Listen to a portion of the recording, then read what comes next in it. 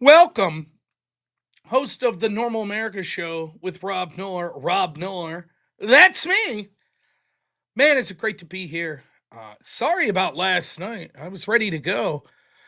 And unfortunately, YouTube was having problems. And then once those got sorted out, I got into something else.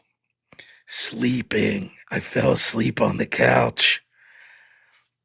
Avarice messaged me. He's like, hey, YouTube's back up and running. And then I found it. The message the next day. It's all right. Man, I'm ready to get back into it. Tomorrow night, of course, we got the No Prep debate series. I'll be debating an opponent over on Speakeasy's channel.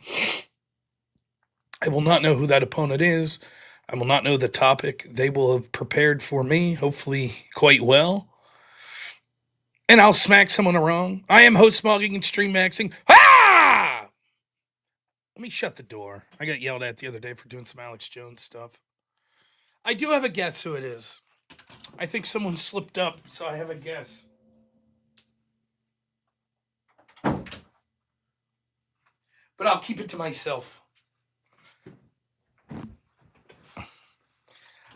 Oh, man. Am I Risma? Is it avarice? I don't think it's avarice. Oh, man. I gotta say. Oh, what's up, Steelborn? Yeah, I gotta get in touch with you. When's your debate, Steelborn? Let me know. Yeah, I lost to Jake at trivia today. What a load of shit. I have to lose, though. I have so much going for me in my life. Beautiful wife, awesome son, general just awesomeness. Jake's got one thing, trivia. Debate's on Friday. All right, I'll try to get in touch with you by then. I don't know. It's doable. It's doable to lose to a himbo. I got a show for you tonight. We got some trans stuff. The oil question. Yeah, I did screw that one up. It was, what is gasoline refined from? And I put kerosene. That's really bad. Crude oil seemed too simple. It's like, what part of a plant does photosynthesis? I said chlorophyll, but it's the leaves. Whatever. Yeah, I hosted the extravaganza today, so it was over on the Crucible's Rumble channel. I believe I'll be hosting it tomorrow as well. And then I think I can't speak to it. I don't want to put words in anyone's mouth, but I'm pretty sure Andrew will be back on the extravaganza after next week. He had a lot of stuff going on, so yeah, topics I have today. We were going to talk about some of these shooters. Yay, there's fun stuff. Epstein file stuff I thought's worth talking about. Michael Tracy on Piers Morgan, some of the stuff that went on there. Some stuff going on in New York City with Mamdani. Who would have thought? Already raiding the pensions 90 days in. Not even 90 days, is it? Raising taxes. Wish we could say told you so. Hopefully we could chum in a lefty to debate. That would be ideal tonight. Man, I just feel like taking off some aggression on someone. I think that'd be great. And who better than rando lefties?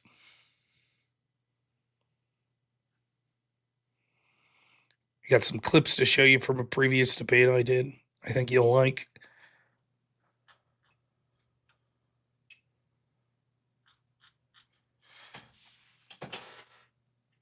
I saw that Peter Boghossian debate, with the cameraman.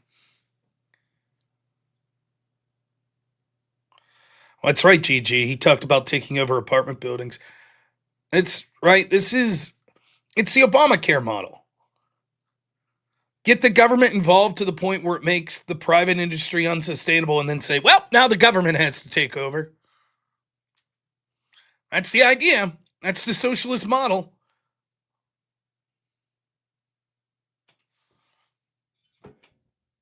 Oh, we made your life unbearably hellish. Well, give us more power and control. We'll take care of it. It'll all work out. And then the big selling point of the show tonight, good friend of the show, Brian Shapiro. I think we have a segment, a Brian Shapiro inspired segment. So I hope you'll stay tuned for that. That's going to be a good one. But in order to get to that, I've been slacking. This is my job. And I've been very poor with the donations so far this month. So we're going to have to get to at least my old goal of $357. And then we'll bring on the excellent Brian Shapiro inspired segment. I think he'll love it. Who knows? Maybe he'll call in. It should be fun. So, what did I have going on today? Anything worth talking about? My son is very excited because tomorrow he gets to take different toys into school, and he's gone with monster trucks. So we were trying to count and make sure that he has at least one monster truck for all the people in his class. I think there's 9 of them. So he'll be taking 9 little monster trucks to school. He's very excited. He's pumped.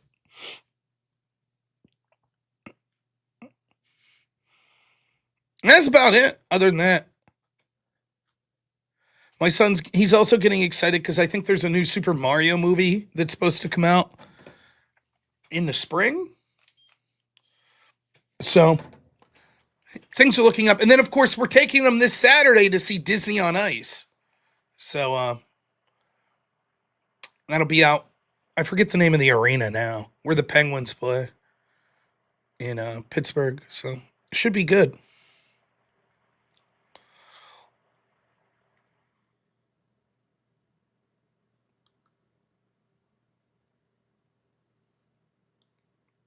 Let's start off. Is it still PPG Arena? Yeah. I remember growing up, it was the Igloo, the Civic Arena. They called it the Igloo. There we go. We're going to start off reading some super chats, and then we're going to jump right in. GG. Look at this, Chad. Give some membership. Thank you so much. Steelborn, $5 says, Rob, is the himbo still coping after your frame mugging? Always. It's all he knows. Another 5 from Steelborn says, so you're saying the answer is crude oil? That seems a little too crude to be the answer. That's what I thought. And then another answer was obtuse. So we are both crude and obtuse. Steelborn, $5 says, I spent all day watching your Destiny debates. I agree. Him Spurging's music to my ears too. Yes, it's wonderful, isn't it? And Letty, 5 months a member, says PPG. That is the name of it, isn't it? Yes, Jake won trivia.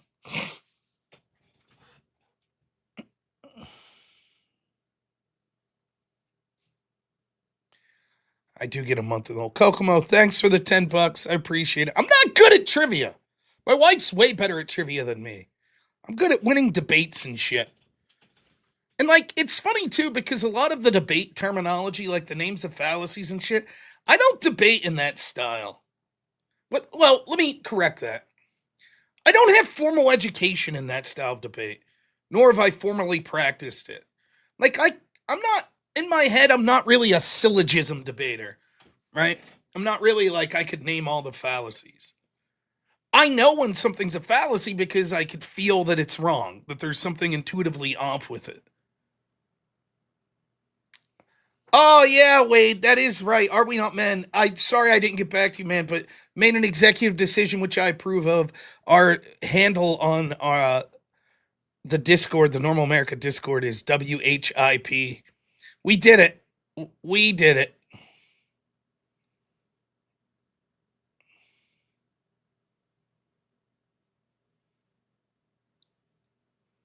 It's good stuff. Our good friend Kurt, 12 months member, says, sup guys, 12 months, woo! The best way for me to get 100% of the money if you're donating is Cash App. I get 100% there, so $ robnoerr.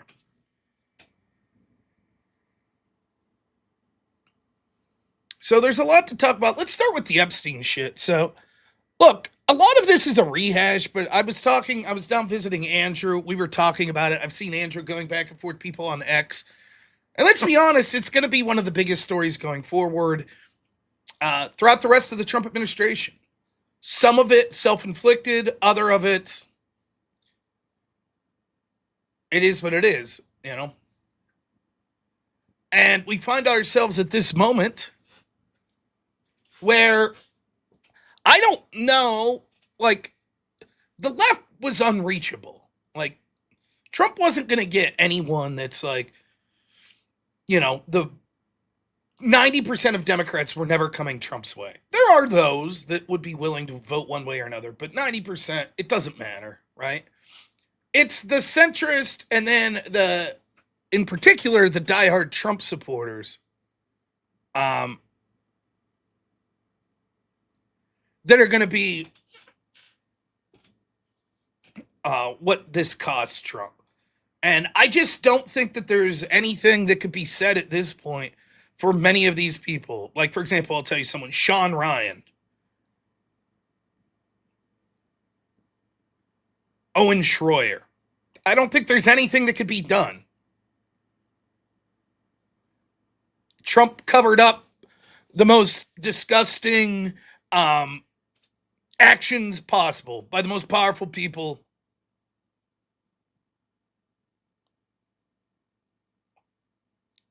That's it. Even if he comes clean tomorrow, he covered it up. He did it. See? He molested kids. Donald Trump did.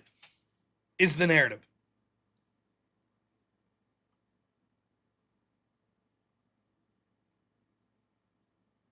Now you might find yourself in a position where you say, can I see proof of that? But here's the problem. When you ask for proof of that, well, then you're defending the worst people in the world.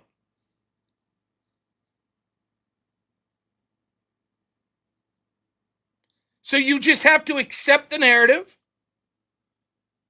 And if you don't, then you're clearly defending the narrative, the people that have committed these horrible crimes. That's it. Now, I've tried to go through this at great length. I talked about this way back when Trump fucked this story up months ago with Pam Bondi.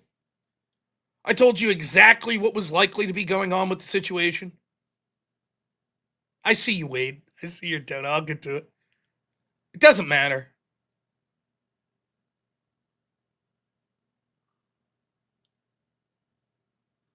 See? I mean, the narrative, Trump's been hiding and is in all the emails he released. Yeah, that's right. Every single email that he released, Trump was in it. Yeah. Mm-hmm. Millions of times. I heard Trump was in it. Trump was in the Epstein emails trillions of times and admitted there were literally over 500 billion victims. They've all admitted that Trump did this to them. Yes. And not just humans, also Martians involved there. People that came from the past that got in a time machine to testify, people from the future. Yeah, it's horrific. It's crazy. The staggering nature of the abuse, unbelievable.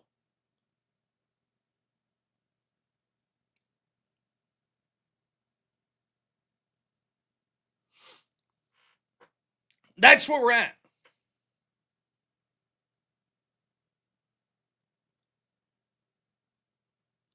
And it won't matter. Nothing will change that narrative. Now, this narrative is promulgated majoritarily by people on the left that hate Trump. People that cheered on Bill Clinton. People that don't give a fuck that when it comes to actual connections to Epstein, we can see prominent Democrats that are clearly in there. They don't give a shit about that. Never cared about it. They don't give a shit about the accusations against Joe Biden with Tara Reade. Don't care. They don't care about the hundreds of thousands of children that were trafficked as a result of the open borders. Don't give a shit about that. But what does it mean when they're hypocrites? I've told you this over and over. It means they don't care about what they claim to talk about, but they know you do. And they know a lot of people that support Trump are actually against the idea of the powerful committing the most heinous of crimes. Democrats don't give a shit. They don't care at all. That's why, like Ro Khanna, go see how many times he talked about the Epstein files before Trump was in office. See? There you go. I must be joining Michael Tracy and Richard Hanania. They decided that the PDF stuff was A-okay, and I'm a psycho for caring about it. You see? These people are caricatures. I heard Horundo assaulted children. And if you demand proof, then that means that you're saying PDF stuff's okay. And you're defending it. See how the game works? See? You might say, wait a minute, I don't even know who that guy is. Can I see your proof? Yeah, it's there. How dare you? You know what you're doing. Who's paying you? Who's paying you? Is Horundo paying you?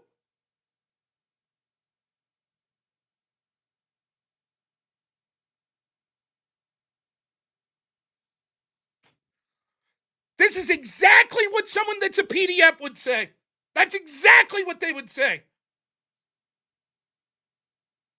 Exactly what they would say. Disgusting. Sir, please leave the channel. We don't like people like you here with your allegedly disgusting actions.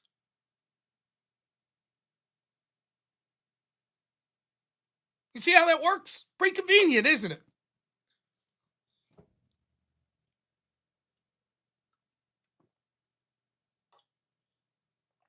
That's it in a nutshell.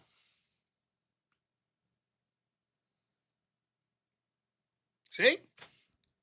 Doesn't deny it. He doesn't deny it. He just says, your boy did it. Just admit it. Just admit it. Horundo, admit it. Say that you committed these abuses against children. Just say it. He had every chance and the opportunity to say, that's not true, but he didn't. I wonder why.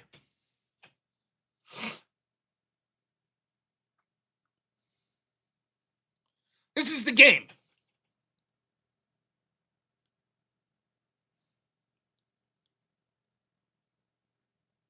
Do you see how it's played? Now, let me guess. If Horundo would call in this week and say, I'm not a Democrat. I'm not.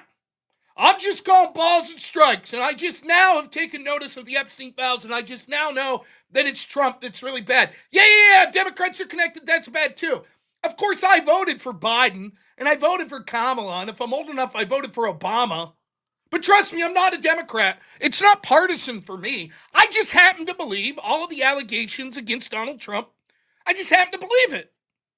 That's all. Just this one time, I happen to believe.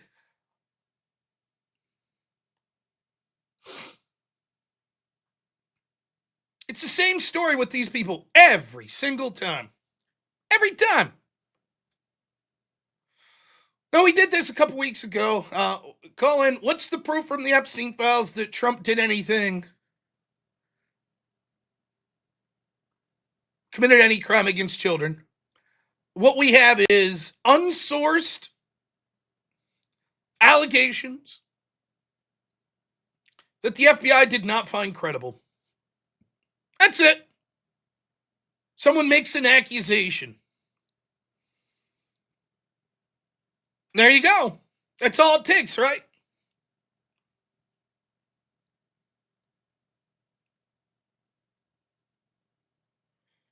Let's go back. I'll repeat what I've said in the past about this.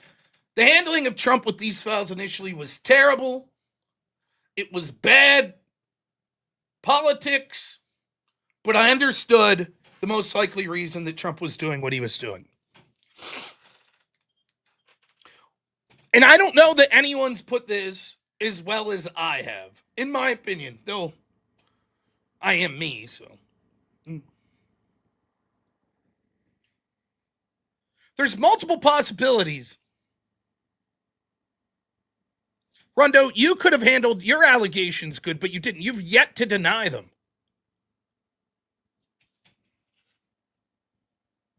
Sweetheart deal under Epstein given under Democrats, Barack Obama. Nothing done through 2016. Donald Trump's administrations when we see Epstein first arrested. Files released under Donald Trump. Donald Trump's one of the people we know that was talking to police celebrating the fact Epstein got caught, telling them that they need to look into Ghislaine Maxwell. We don't have that from Barack Obama. We don't have it from Joe Biden. We don't have it from Reid Hoffman. We don't have it from King Jeffries. We don't have that from Chuck Schumer. Didn't have it from anyone in the Biden administration. No one gives a shit about that. Democrats don't care. They had the opportunity under President Biden to release whatever files they wanted to. They chose not to. They released none. All of the files that we're seeing now that you may or may not find interesting came during a Trump administration. That's not true. Almost everyone I listed is in the files. Hakeem Jeffries in the files. Chuck Schumer's in the files.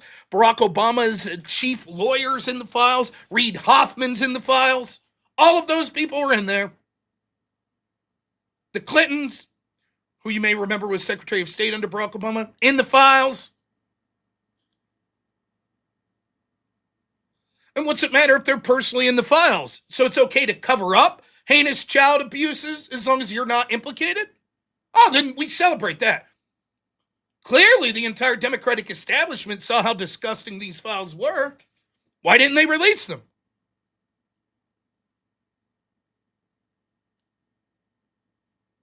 Why not?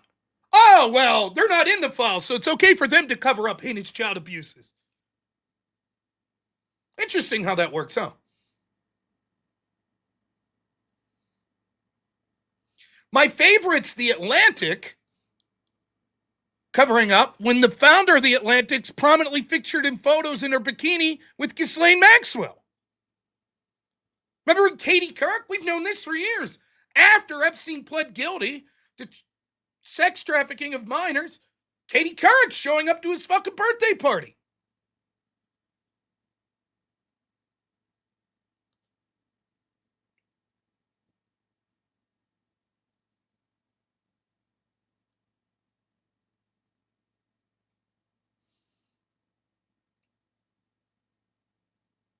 No, I never met Jeffrey Epstein, nor have I ever assaulted children. See, I was able to say it easily, unlike you. I notice you've been suspiciously quiet once the allegation was put your way. That's interesting. Now, here's what happens originally. Trump probably has no problem releasing files if there's anything that points to specific crimes. The problem is one of two scenarios. He's approached, and either the FBI doesn't have any files that really could bring actionable charges against anyone, or they did at one point, and they've deleted them, or they're intentionally hiding them. So they go to Trump, and Trump's like, yes, Rundo, for your attempts to dox me. I do live in Western PA. I've actually ran for Congress in PA. But I like that you phrase it that it's an admission. That I like. Interested in where I live. Why would that be?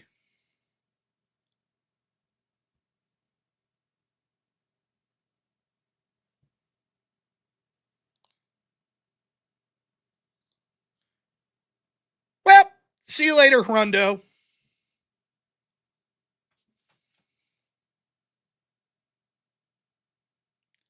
Nonetheless, Rundo was on Twitch. He's not there anymore. Now, back to what I was saying. One of those two scenarios occurred. Now, what Pam Bondi and company would have went to Trump with was the following. Look, we don't have a lot of actionable evidence. Here's what we do have. We have a bunch of files that are just innuendo. Just random accusations. Your name's in there. So's a bunch of other people. Then we have a bunch of communications with Epstein. Some of it looks shady, but we don't have any proof that we could bring charges on anything.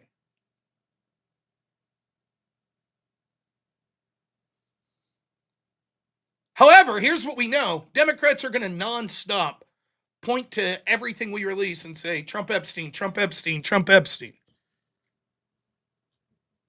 You're right. Whoever you are that's worried about this is the only issue that ever matters. And my entire show should be in perpetuity, me talking about Trump and Jeffrey Epstein. So if what you could do is replay this 1 minute over and over again, you can see me say Trump's really bad for how he's handling the Epstein thing, and we should criticize him with every waking breath that we ever have. Don't worry about feeding your family. Don't worry about supporting them. Don't worry about taking care of yourself whatsoever. All that matters is Trump Epstein. So you join me in saying Trump Epstein, Trump Epstein. Trump Epstein, Trump Epstein, Trump Epstein, Trump Epstein, Trump Epstein. There you go. That's 55 seconds. The minute will be complete here soon. Please put that in replay for the rest of the show. Thank you. Hey! There we are. See, the jerk gets it. Awesome avatar there, too. Matt Foley, motivational speaker. So, he's basically told, look, here's the thing. They're going to fucking smear you with this forever. It's bullshit. There's nothing in there really seriously implicating you. They're going to smear you. And there's a lot of people who are going to have their lives ruined. A lot of them. And many of them weren't even friends or anything with Epstein. They just bumped into him at one point. Or their names are brought up in this file.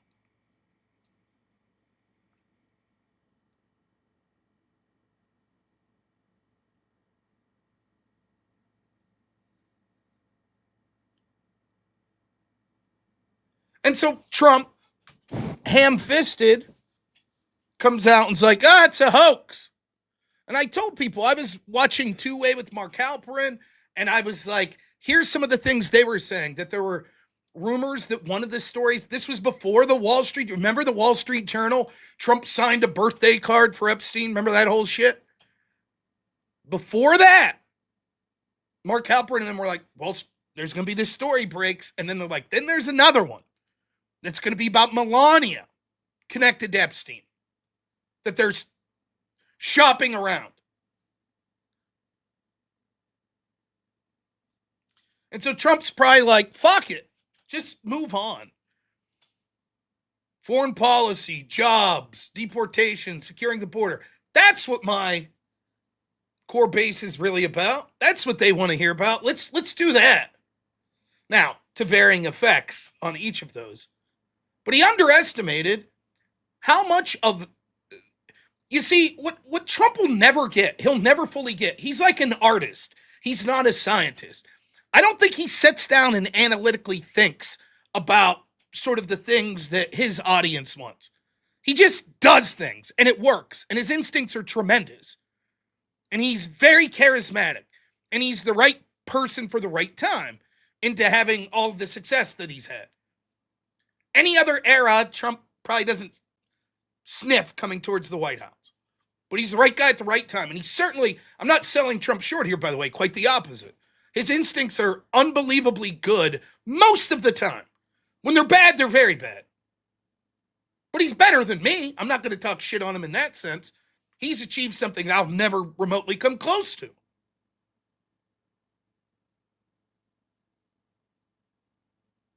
So, the mistake he makes is, I don't think he realizes that there is a core part of his base, probably the most, of the ones that could potentially turn on him. Let me put it this way.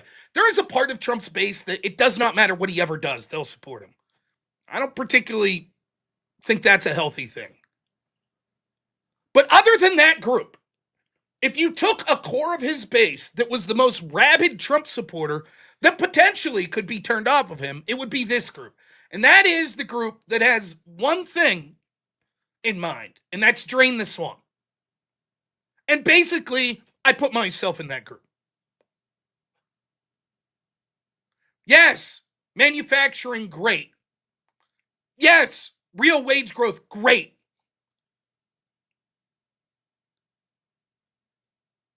But what they're interested in is like weeding out the corruption in DC.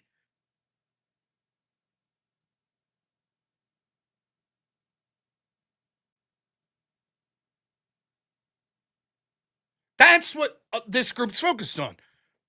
Shell could say it this way: I stopped feeding my family so I could focus on the Epstein files. Way more important for my family. See? That's the right idea. Now, obviously, there's limits to this,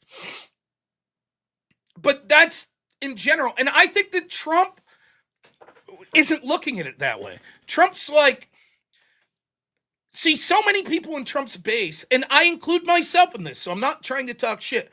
We're so tired of being led along. We'll get a victory against the deep state sometime in the next 30 years. That doesn't cut it. I'm sorry, no. That's not going to do it. But Rob, don't you understand? It's very difficult, and the deep state's so big, and the corruption's so endemic, and it's in every one of our institutions. And to expect one president in one term to be able to do something. First off, he had 2 terms. And secondly, yeah, I know it might be unreasonable. I don't give a shit. Yeah, I get it. I totally get it. Again, if you watch my show on Monday, every other Monday with Ryan Mullally, an attorney, Law and Order, that's me and Ryan's fundamental disagreement. If you could boil me and Ryan, like, we have very similar worldviews, right? The key difference is this. I'm like, this shit's broken beyond fucking repair, and we need to just take a sledgehammer to so many of these institutions. And Ryan's like, well, there's a lot of bad shit, but we need to make incremental improvements. That's it. That's the big difference. I look at Ryan and say, yeah, incremental improvements, just another way of saying don't really do anything. We'll take 1 step forward, and then when we lose the next election, 10 steps backwards.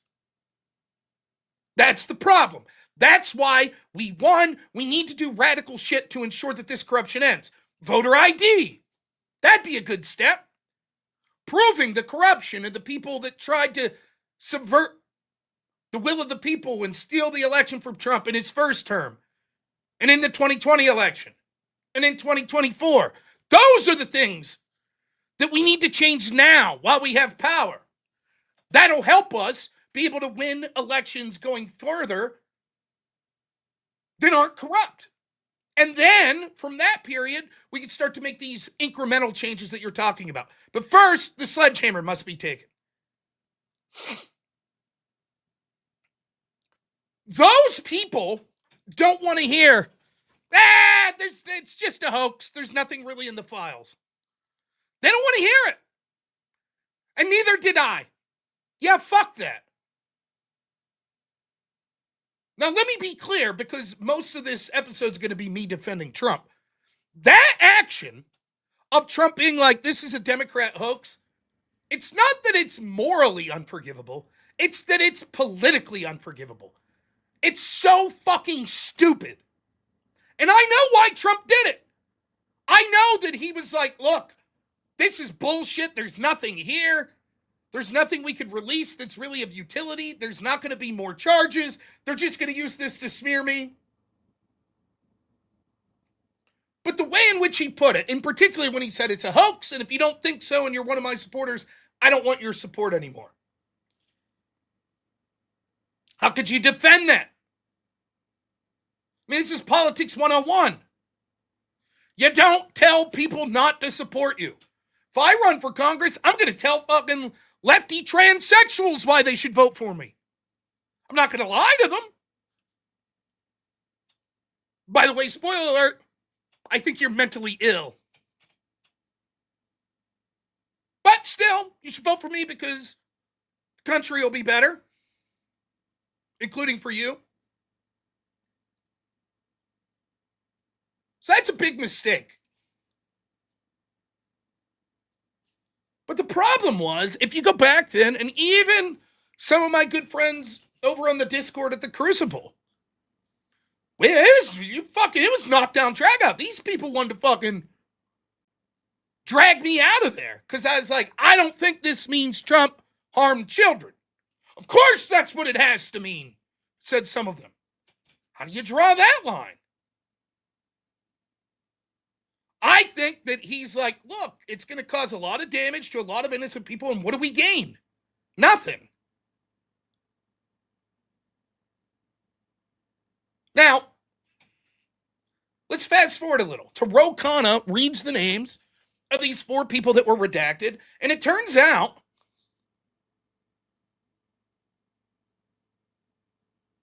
they didn't do anything. They just literally were names that were put in a lineup. They had zero connection whatsoever to Epstein that anyone's been able to see. But their names showed up because they were in a lineup.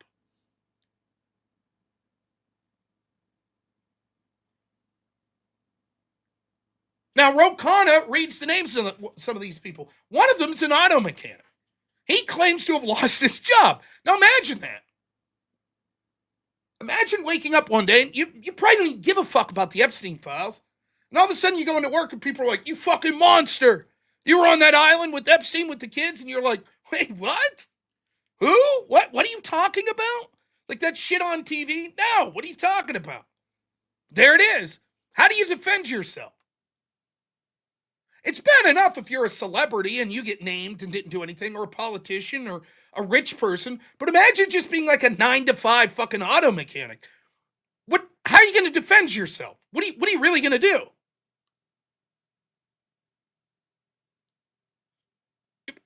What's your recourse? No, I didn't. Shut the fuck up. Yes, you did. I saw it.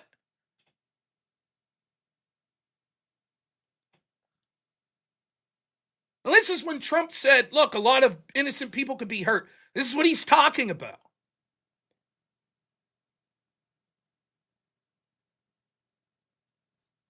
And he's right. And so, if you're looking at it through the lens of me and my friend Ryan Mullally, I'm like, fuck it. Read those motherfucking names. Read them all, unredacted all. Except victims' names or alleged victims' names. Other than that, fuck it. Let the chips fall where they may. I know a lot of people are not, that are, in fact, the vast majority of people listed probably wouldn't have done these crimes. Get it. I understand that. But, situation's so fucked up, we demand transparency. Ryan Mullally's going to be like, yeah, but Rob, think about this. Think about what that means. Every fucking name, millions upon millions of files. It's a pretty dangerous game in the society we're in now, where people are going to jump to conclusions. People aren't going to look into the details that much. Maybe you'll have a handful of people that go through some of the files themselves that they see other people reference. Most of the people aren't even going to do that. They're just going to repeat what they hear someone like me say, or someone on the mainstream media.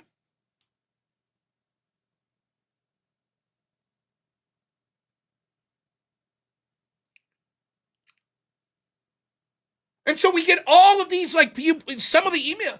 I'm going to be straight up. I haven't haven't read through a lot. I'm as guilty as the next person. I'm doing just what I told you. I'm watching other people say, here's this file, and let's look about the importance of it. But I haven't downloaded the files myself and proceeded to read them. And you might say, well, yeah, but that's unreasonable. People don't do that. I do that from time to time. Like, let's see. Somewhere here I have. Here, 1 second.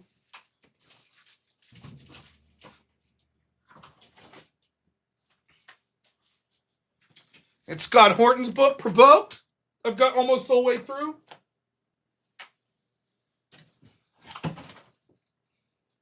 Somewhere here I have the Mueller report that I've gone through. I've gone through the Hur report, the Durham report. But this is millions upon millions of files. I don't even know where to begin.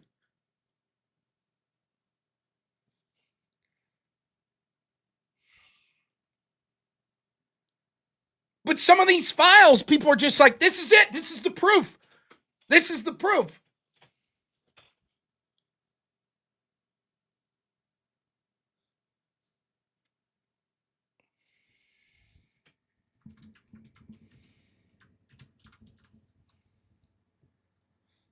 Let me see if I can find one of these.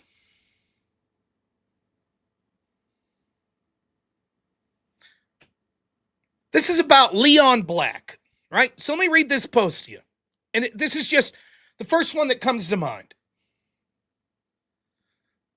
This person says, what the hell did I just read? Jewish investor Leon Black bit a 7-year-old's private area and made her bleed out of her butt after assaulting her and sticking sharp objects in her. Here's the file. Redacted who it's from and to. This is from May 26th, 2023. Call with Janine Christensen, Widger LLP. Leon Black, Wall Street person, 72 or 71 now. Founded the largest private global fund. One of Epstein's friends, very powerful. Redacted, 78 years. Black was sexually violent with her. Bit parts of her said violence was arousing, very painful. Represented the victim for civil defamation. Went to the USA on Manhattan. Doesn't represent her anymore. Got a call from victim, said she heard about the lawsuit against Black.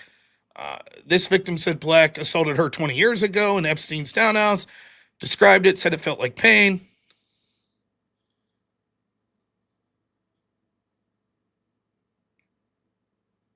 Now, this part here bit a 7-year-old. But when you read it, and this is what Michael Tracy said, holy shit, social media is a cesspool right now. Nothing unusual, of course, but the Epstein files has generated a uniquely intense fire hose of complete excrement. This was about a 7 to 8-year-old consensual affair Leon Black had with an adult woman, not a 7 to 8-year-old child. The woman threatened to expose the affair, so Black agreed to give her $100,000 per month.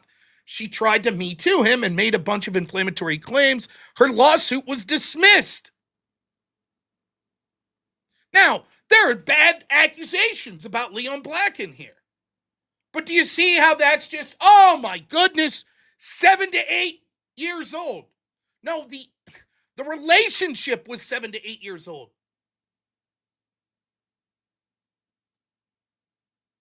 You see the issue, though? If you're just reading through this, you're going to be like, oh my goodness. It was the same with the initial post with Trump that the Democrats were going nuts. The dog that ain't barking. Remember this? I can't tell you how many otherwise reasonable people I saw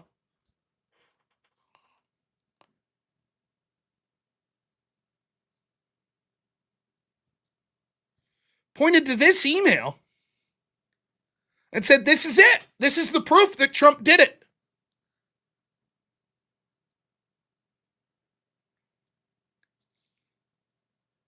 From Ghislaine Maxwell to Epstein. Or Epstein to Ghislaine, I guess, this part. From 2011. I want you to realize the dog that hasn't barked is Trump. Victim spent hours at my house with him. He has never once been mentioned. Now, that victim, we would later find out, was Virginia Giuffre. This evidence was public. Her name was public, and yet the Democrats intentionally redacted that. And then people were like, well, the only way to read that is Epstein's like, you know who I haven't heard speak up after my conviction was Trump, and he was assaulting that girl for hours in my house. But no. Now we know the full context. This was Virginia Giuffre, who claimed Trump did nothing wrong with her, and now we have that Trump cooperated with police in 2006. And what it's most looking like here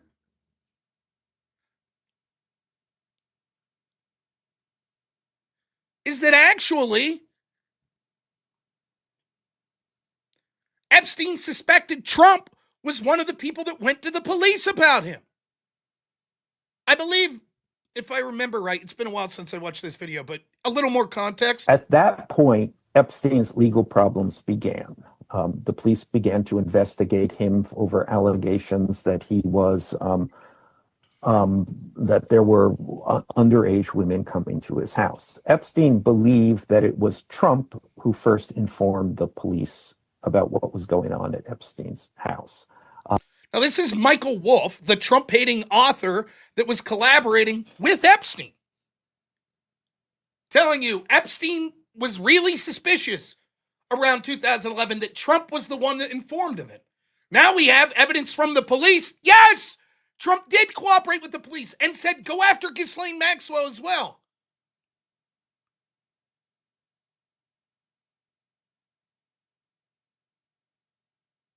But none of that matters. The context of that doesn't matter. So what? Trump was just trying to throw them off his scent. He committed these crimes too. Proof, please? Man. And so the problem is we see these emails and we have no idea what the context is. We can see that Epstein was trying to take down Trump. He's literally in real time texting Stacey Plaskett as she's in Congress at a hearing, smearing Trump with Trump's former lawyer, Michael Cohen. Epstein's giving her advice in real time. Michael Wolff hates Trump. He's collaborating with Epstein, trying to get anything he can against Trump. There's really nothing there that we've seen. Why? Wouldn't Epstein have had to have known that the biggest get-out-of-jail-free card that they could get was serving up Trump's head on a silver platter? Fuck, Democrats wouldn't even care if he did all the heinous shit he's accused of. They wouldn't give a shit. Whatever, as long as they got the orange man, that's all that matters. Yet he didn't. Almost like he didn't have proof. But again, it's not going to matter, is it? So we get back to, what do these files show? I've talked about this a lot. I don't know anyone else who put it like I did. What did we mean when we said, I want to see the files? I wanted to see shit that implicated Jeffrey Epstein committing crimes with other people. So proof, financial records, communications with other people, ledgers, shit like that. That's what I wanted to see. I didn't really care that was like, well, we want to see every fucking newspaper clipping from 2006 to 2023 that mentions the word Epstein. Any random person that filed any random tip whatsoever against any random person, yep, that's in the files.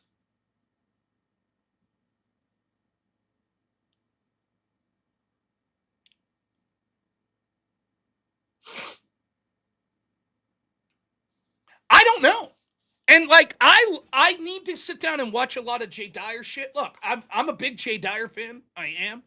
You know, weirdly enough, I've only ever talked to Jay for like 2 minutes, which is weird because we run in the same circle. So I'll set up a show. I'm sure Jay would be happy to talk with me. And we'll go over some of the, I'll leave him outline the case for the most important things that the files show. But I know this, Jay hasn't found anything that directly implicates Trump. And even a lot, my understanding is this. The accusations of like co-conspirators and shit like that, I don't know.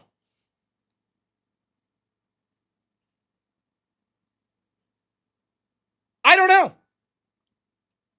I think a lot of it's where we were before. It's very similar to Pizzagate, where it's like you could see there's something there. People are speaking in code. But does that mean that they're assaulting children? I don't know.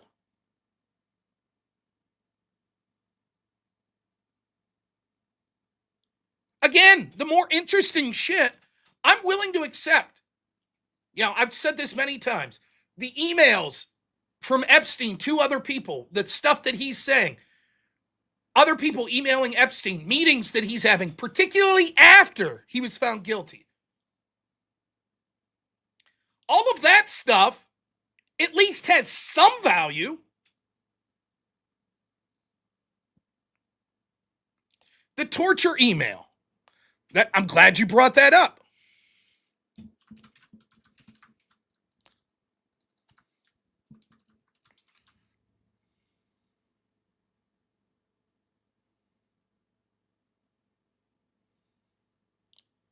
Here's Michael Tracy's take on that. We're going to talk about Michael Tracy here going forward. Of course, this email referencing a torture video was immediately read to mean some kind of child sex torture when 2 seconds of research shows it was a totally unrelated 2009 video screened to Congress, but the sender still just had to resign over it. Amazing. Where are you at? Are you okay? I love the torture video. That's the email. Torture video threatens US UAE nuclear deal. President Obama Thursday sent a civil engineer nuclear agreement with United Arab Emirates to the Senate for ratification, but its passage remains uncertain thanks to a recently disclosed video. Senior U.S. officials said lawmakers critical of the deal could use the video, which shows a member of the UAE government royal family torturing a man, to argue the United States should not have such nuclear cooperation with a country where the rule of law is not respected human rights violations. Senior officials said the Obama administration deliberately held off on sending the deal to Congress because lawmakers felt they'd try to use the video to undermine. But the administration felt comfortable sending the agreement to Congress at this time, given there's been little reaction to the release of the video except for a letter to the Secretary of State Clinton earlier this month. So this is 2009. And that's right in the timing. Now, is that what he's talking about? I don't know.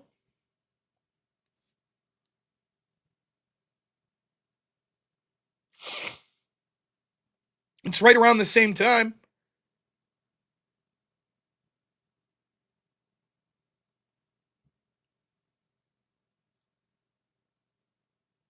The point is, like, it's easy to just be like, oh shit.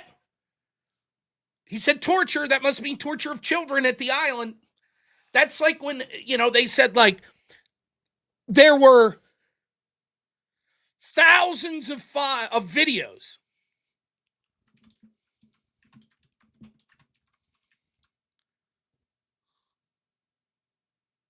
Here's another. Let me make sure I don't get in trouble for it. Yeah, I think I could get away with this. I'm at a loss for words. The DOJ seriously can't find one of Epstein's co-conspirators to charge, and Pam Bondi wants to look away because the Dow's at 50,000. That looks really bad. Problem? Michael Tracy says, sorry to burst your bubble, but this is an adult commercial pornography featuring an actress who was 21 or 22 years old when the scene was filmed. Now, this was very similar to like footage of Hunter Biden. Before people say, well, you're just trying to, this is a scandal against Trump, you're just trying to cover. There were pictures of Hunter Biden with girls that allegedly looked under the age of 18. And what did I say? I said, I don't know what to do with this because there are adult women that look young. Now, is it creepy? I suppose. But what am I supposed to do with that? I don't know. And it turns out, at least the official story we're being told, look, we went through these videos that Epstein had. It was like all porn. It wasn't shit that was filmed in his house. It was just fucking tape after tape of porn.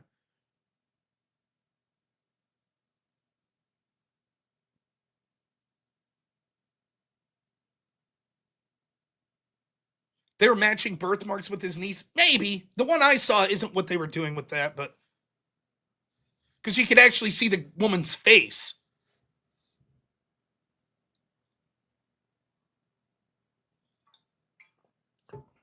The point is, I just don't know. I want to be crystal clear. This should go without saying. If proof comes out that Donald Trump assaulted some sort of children, not only should he be removed from office, he should be tried and if found guilty, given the death penalty. Same is true of anyone else. I don't give a shit if it's Trump, if it's Obama, if it's fucking RFK, if it's Tucker Carlson, if it's fucking my best friend, if it does not matter.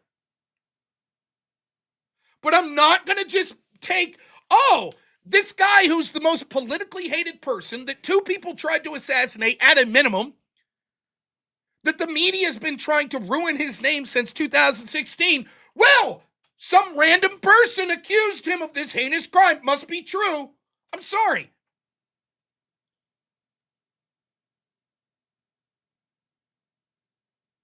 The Democrats do not give a shit. That's why they were silent.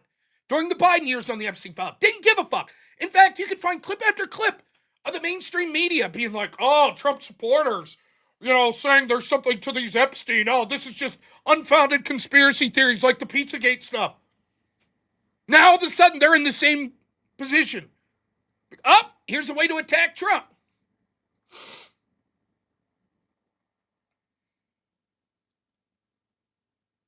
So it doesn't matter. Now, to so many of Trump's core supporters, by the way, it's like at this point, again, I'm not defending Trump's initial handling of the files. I'm not. Right? But at this point,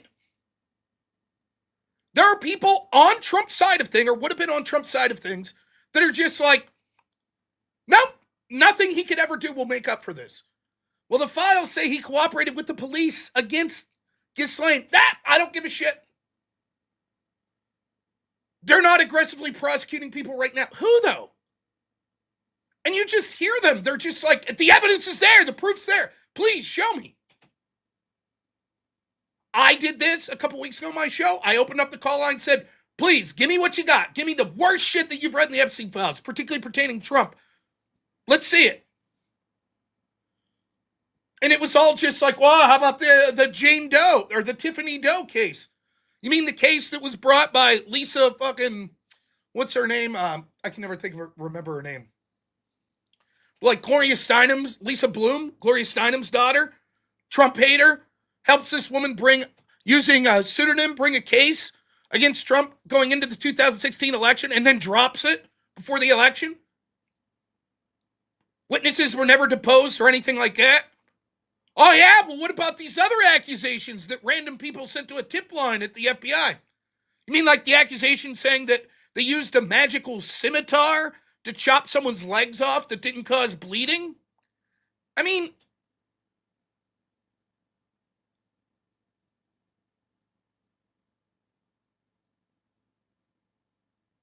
and yeah, it doesn't stop. The Democrats know this. They know that this is an avenue. Yeah, Trump Epstein. Ted Lieu went in the House floor.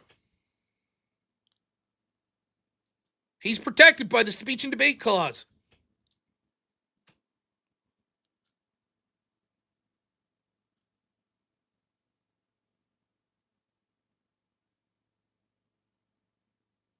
Here's what he said yesterday. So why are Republicans so interested in Bill and Hillary Clinton? It's because they're trying to distract from the fact that Donald Trump is in the Epstein files thousands and thousands of times. In those files, there's highly disturbing allegations of Donald Trump raping children, of Donald Trump threatening to kill children. So I encourage the press to go look at these allegations. And I'm highly disturbed that Deputy Attorney General Todd Blanche just got the law wrong. See? Simple, right?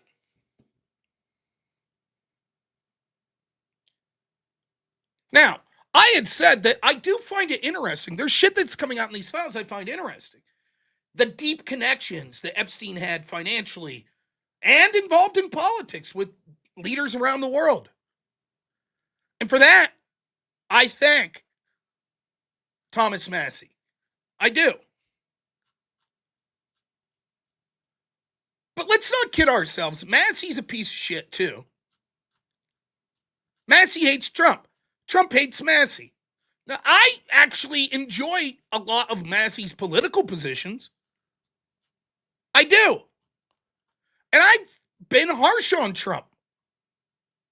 Because I thought, look, I'd rather you pick enemies with fucking Mitch McConnell or Lindsey Graham than Thomas Massie and Rand Paul. But I get it. It's politics, whatever. But okay, Massie wants to release these files. I think he's being a bit of a grandstanding prick about it all, but okay, nonetheless. But this was the fucking nail in the coffin.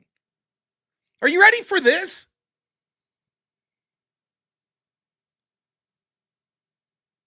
This is Thomas Massey, like 3 days ago, doing an interview in Politico. When was the last time you talked to Speaker Johnson about the Epstein matter at all? Massey's response: one day they needed my vote, and I offered to give them my vote if he would issue a press release thanking me for my good work on the Epstein Files Transparency Act. That's all I required to get my vote. And I think he probably went and gave somebody else a bill to pass instead of doing the statement. Now, let me translate this for you. I didn't vote on a bill that I principally would have because Mike Johnson didn't applaud me and say, attaboy.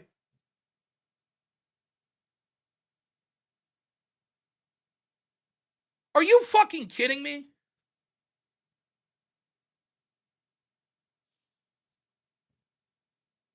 Are you kidding me?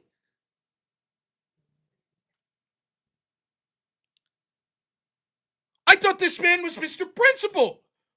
I don't need accolades and shit like that. I stand on principle. That's why I'm against Trump's issue so many times.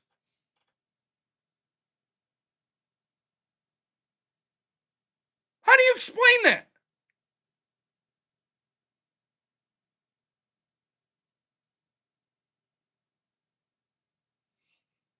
Then we get to Michael Tracy. Now, Michael Tracy is someone that I don't agree with many times. I think Michael Tracy's a bit of a contrarian. He's a journalist that likes to take the opposite side of an issue that most people are on.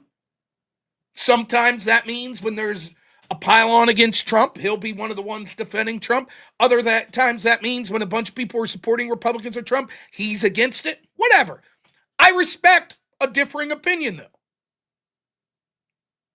Now, some of what Michael Tracy says on the Epstein stuff, I'm like, eh. But elsewhere, I'm like, yeah. Now, Massey's been saying something that I think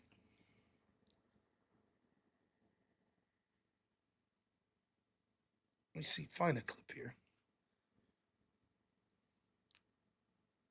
That I've been talking about for a long time. And it's very difficult to say. And I've said this, you go back and find when I've talked about the Epstein files, I've mentioned this several times. There's two things that are difficult to talk about with this. And it's going to piss a lot of people off. So brace yourself. All right, you ready? And the first one's the hardest. It's going to be a tough pill to swallow. And I know I'm going to get accusations leveled my way by people. All right, you ready?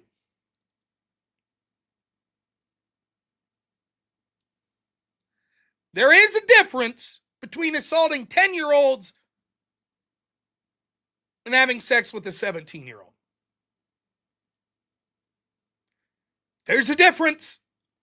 I'm not saying that the person hooking up with the 17-year-old didn't commit a crime or shouldn't be fucking excoriated or didn't do something immoral. But that's not the image that most people are getting from the Epstein files. People are getting this image of like 10 and 11-year-olds strapped down on tape, having the most heinous things imaginable done to them. They're not having the image that some chick who looks 23, but that's 17, voluntarily showed up to the island and jerked dudes off. That ain't good. Don't get me wrong. But it's different. Let's take for a second the idea that Epstein, just hypothetically, go with me for a second, that he was intentionally setting people up as like, to blackmail them. So he's filming them having sex, or at least knows that prominent, powerful people are having sex with hookers so that he could later use that for leverage, whether it be for him or for Mossad or for MI6 or for the CIA, whatever, right?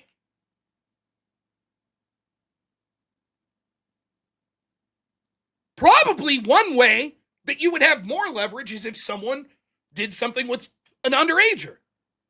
But they might not, as fucked up as these people are, they might not be like, what the fuck, a 12-year-old? They might be like, oh, there's an attractive lady. She's coming on to me. You think these people are carding them? Excuse me, ma'am, could I see your ID? Now, you should. First off, you shouldn't be in an island fucking random bitches.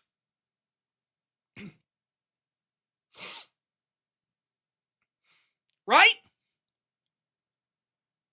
But, what's the, I still haven't seen this movie, but I've seen this clip.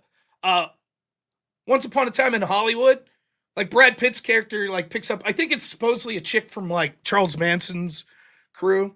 And she's like, oh, let me perform on you. And he's like, how old are you? You got any ID? Like, yeah, good move. But that's not how most people are doing that shit.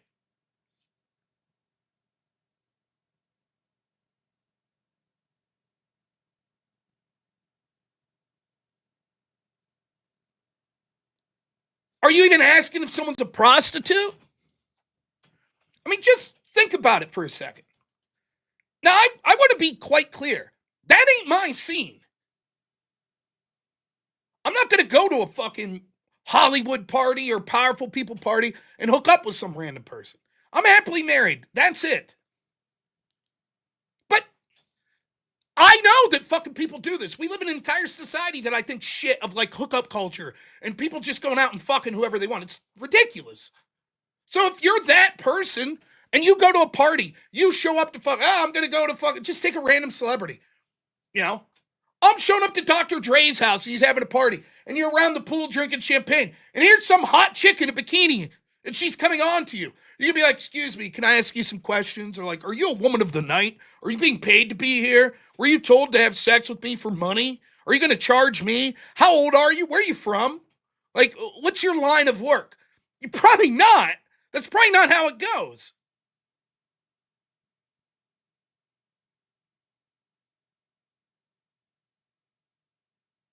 Ja Rule? Is he throwing some killer parties? Maybe. I'd go to a 50 Cent party, not a Ja Rule party. I just don't know. Now, am I saying if we find out that person X, Trump, or one of his kids, or, Chuck Schumer, or Bill Clinton, or whoever, hooked up with the 17-year-old at this island, that's not newsworthy and not something you say, yeah, fuck that, that's disgusting. No, I'm not saying that at all. I'm just saying that's hardly the like drinking small children's blood and torturing these children that we're hearing. And that brings me to the second thing that people might get mad. And I'm sorry, this is just the truth. Let's start under the assumption that Epstein harmed women. And we'll even say 15-year-olds. That's what he was accused of. Right? Does that mean that every woman that's came forward as a victim is telling the truth? Even if we could see in a crystal ball and you'd be like, here's this woman, here's Sarah Smith. Yep, here it is. Absolutely 100% true. She was 15, violated, terrible. But does that mean that the next woman,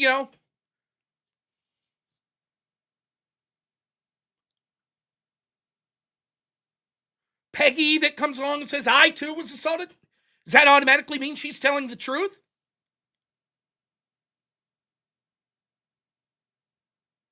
What in the let's assume for a moment that there were, let me ask the audience this, right? Let's see if we can do it this way. Do you believe that there were adult women who voluntarily engaged in a sexual relationship with powerful people on Epstein's Island? Whether it was through the exchange of money or just, ooh, powerful people, I'll fuck them. Do you believe that there were adult women who consensually engaged in sexual activities? Yeah, 100%.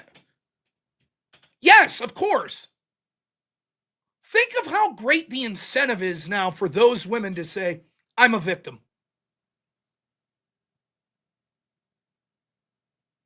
Think of that. Think of the incentive. You're going to be treated as one of the most special people in the world. The entire world will be looking at you. You could have book deals. You could get on television anytime you want. Right? No one's going to question you. How could they? If they question you, oh, so you're supporting Epstein and, the PDF.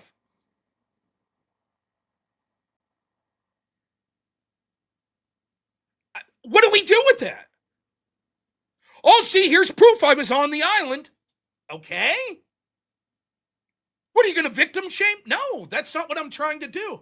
I'm just saying, what do we do? Now, any woman who was a hooker, or not even a hooker, maybe you just hooked up with someone on this island. You were paid to be a cocktail waitress and you fucking slept with a dude. You could literally make or break political fortunes in this country by just being like, yeah, that guy running for Senate right there, he did it to me. And that's it. No questions asked. Oh, okay. Oh, here's the receipt. She was on the island. What do we do with this? Haven't we learned from Me Too?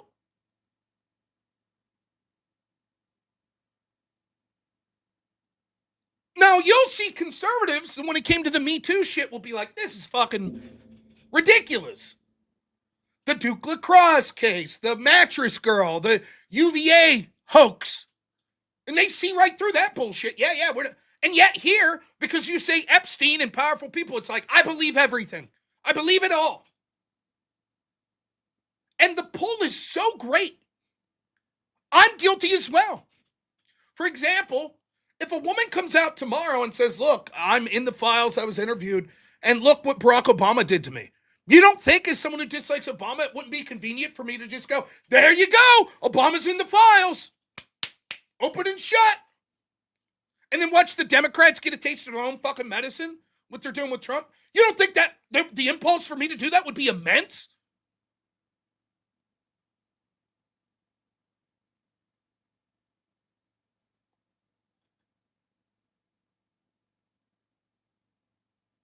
But it goes the other way. Well, Virginia Giuffre, she said Trump was one of the good ones. Okay. Why do we believe her?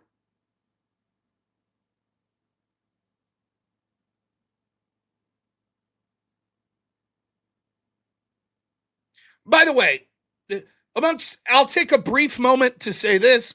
Amongst the most worthless people that exist are the both sides do it or the neither sides, not that, this. There is no one more worthless than you, hunters. Jesus, a left-right thing. Oh, I'm so beyond that. It's not left-right. Oh, we got it. You're great. You got it all figured out. Go fuck yourself.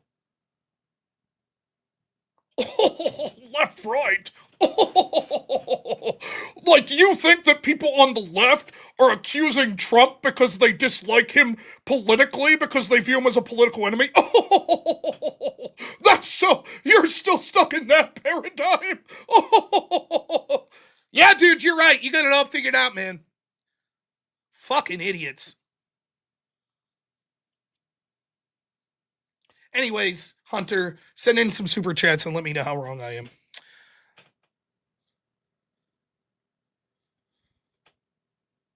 So, what do we really know about Virginia Giuffre? Now, on a Trump supporter sign, oh, she was one of the victims that came out and she ended up dying. And she, alleged for years all this abuse that occurred on the island.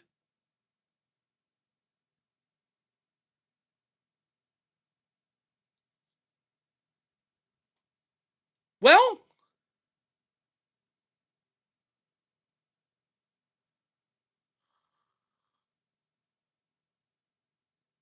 so Piers Morgan has a show where he brings on the woman who sort of wrote a book with Virginia Giuffre, and Michael Tracy's on there. Now, to be clear, Tracy comes across a bit like a dick. I guess would be the way to say it. But look at this exchange. Now, Tracy, before this, what you missed is Tracy's just going off like, this woman on this panel had all these fabulous claims with Virginia Giuffre, who later had to retract claim after claim after claim. But they ran around pushing this narrative for years. Now, here's the woman responding to that, Tara Paul Mary. Recanted against Let her speak. Jean-Luc Brunel. So you defend the credibility Let her speak or I'll cut your mic. of your journalistic collaborators. So now he's like, I'm accusing you and your source of being fabulous, of making shit up. Now let's hear her defense, right? Now again, Tracy comes off as hysterical, but fair enough. He makes an accusation. His central theme of being on here is like, look, people are blowing this out of proportion. Everyone wants these files to be something, and so they're all saying that it's the most sensationalist shit. Right? Satanic panic type stuff. You yourself, Tara Palmieri, were working on this book with Virginia Giuffre, who made all these claims that she later had to retract. How do you defend that? Here's how Tara defends it. Go ahead. Who do you work for, Michael? Because I've never met anyone in my entire life who would like, who's paying you? Who do you work for? I think a lot of people are wondering this because I've never seen anyone quite like you going after victims. By the way, and here you see, now I'm called a PDF protector. You see? Do you see? This is exactly the point. Exactly the point.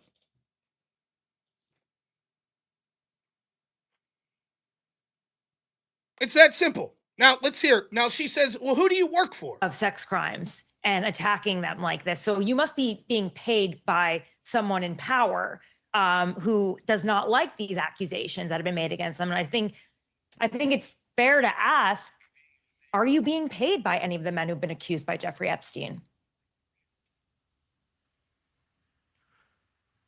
I'm having trouble hearing right now. I wish I could respond to whatever nonsense she just blurted out. I'm asking you if you have ever been paid by any of the men who have been accused of crime. Maybe somebody can astonishing coincidence that you suddenly lost your hearing when you were asked a very difficult question. And rather telling it, I may. That's it. That's the clip they put up. Oh, pretty damning. Michael Tracy just faked not being able to hear and refused to answer the question. By the way, think of what this guy is claiming real quick. Virginia Giuffre's a liar and says that Trump's one of the good ones. Got it. Michael, not an agent, consent Tracy. You're in good company, PDF protector. So now me, who's a Trump supporter, who's saying, just because Virginia Giuffre says, trust me, Trump did nothing wrong, why should we take her face value? That's still somehow me being a bad guy and a PDF protector. Even when I'm saying, listen, the woman that accused a bunch of people that is sticking up for Trump, I don't know that we should just believe her at face value. Still, I'm accused. I don't have to defend everything Michael Tracy's ever said. What's the relevance? He makes a point here. He made other points showing that some of the files are being taken in misleading ways. Is she lying? About what? So she implies that clearly she's on to something because she asked Michael Tracy, who are you being paid by? And he couldn't answer. Oh, she puts it up in her social media post. Notice this little community note here. Misleading. The clip's deceptively cut off after a brief audio glitch. Really? Say it ain't so. Huh. Well, we actually do have the full clip. So here's immediately preceding that. I'm just saying. If he can hear you, can you ask that question? Because he can't hear me, but maybe he can hear you asking that question. Yeah, I think it's a fair Michael, question can you to hear ask. me? Did you Can just, you hear I me, can Michael? hear you very faintly. Did you just allege that I'm somehow implicated in the Epstein criminality, or did I mishear you?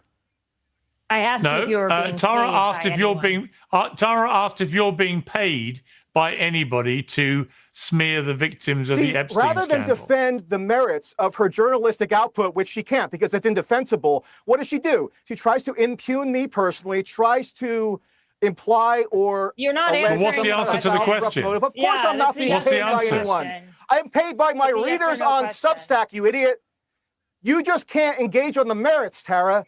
You are a disgrace. I mean, you I'm are going happy to to go be through all of my remembered as reporting, somebody which who is was integral fact-checked. in fomenting this moral panic and mass hysteria that's led to mass defamation like you just tried against me. You know how Ro Khanna and Thomas Massey got caught a few days ago accusing a random auto mechanic in New York and a random IT manager of having been complicit in pedophilic sex crimes? You're just following on in that tradition, which is so emblematic of how this issue has functioned in the popular mind. I'm going to and give now Tara. it's being weaponized politically. Tara, let me Of course, Piers. Tara, I resent the implication. I resent the question. I asked her straightforward questions about her own journalistic Yeah, work. okay. happy to I'm going to answer Tara them. now. Single aspect of it. You don't just get to Instead, she talk tries to ad do her infinitum. whole little defamation song and dance because she can't actually engage in an intelligent way because there's no defense to what Tara, she's let done. me. No, there is. Nor for David. Tara, I let me can ask. talk about Tara, it. I can talk about my reporting on the Broken Jeffrey Epstein Tara, let me ask podcast. you. Tara, you don't need to justify your reporting. It's been excellent on the whole scandal. Why not? Tara, let me just ask you. I'll justify what was your? mine. Let me ask Tara. What was your response to David Boyce's? Now, that's an easy no. He did. Once he heard the question, he's like, did you just ask me if I'm somehow implicated? And Piers says, no, she asked if you're being paid by anyone. He said, no, of course not, you idiot. Substack pays me. But I resent the fact that instead of defending her reporting, she immediately goes, oh, well, if you're questioning my reporting, you must be being paid by someone connected to Epstein. Then Piers Morgan says she doesn't need to justify her reporting. I'm sorry, what? Now, I don't know. She may have answers. She might say, look, here's the specific accusations that Michael Tracy's making against me. Here's the answer. But she didn't do that. Instead, she was just like, well, I assume you're being paid by someone.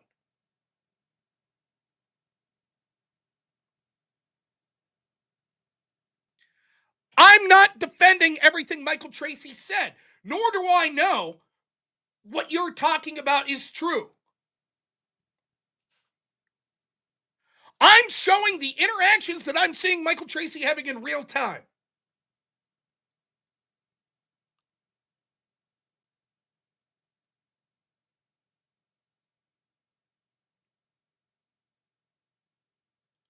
You could be someone that says, I think the age of consent should be 16.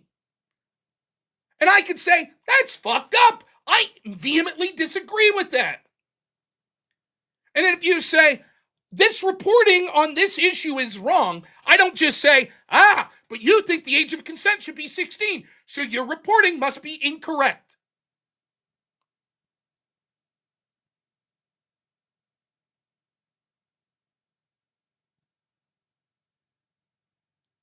The point is, Michael Tracy is one of the only people I see out there publicly saying, now wait a minute, haven't we learned our lesson? Haven't we learned our lesson that people just making accusations could get out of control? And that we should say, okay, where's the proof? Let's see the proof of these claims. And the number one response is people like, oh, so you're defending PDFs? Even in this chat. What the fuck are you talking about?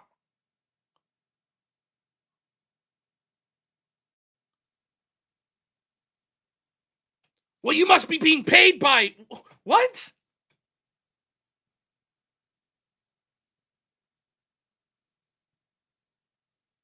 So it gets back to, like, where's the proof that Trump did all this heinous shit? I don't see it. I don't see it at all. I just see the same fucking accusations we've known since 2016. Sprinkled on top with some fucking... Oh, and there was some more anonymous tips to the FBI that the FBI was like, none of this is credible. Now we have actual police testimony, at least one officer, that Trump cooperated with them in 2006 to try to deal with Epstein and Ghislaine Maxwell. We have that. But it doesn't matter. It hasn't changed anyone's mind.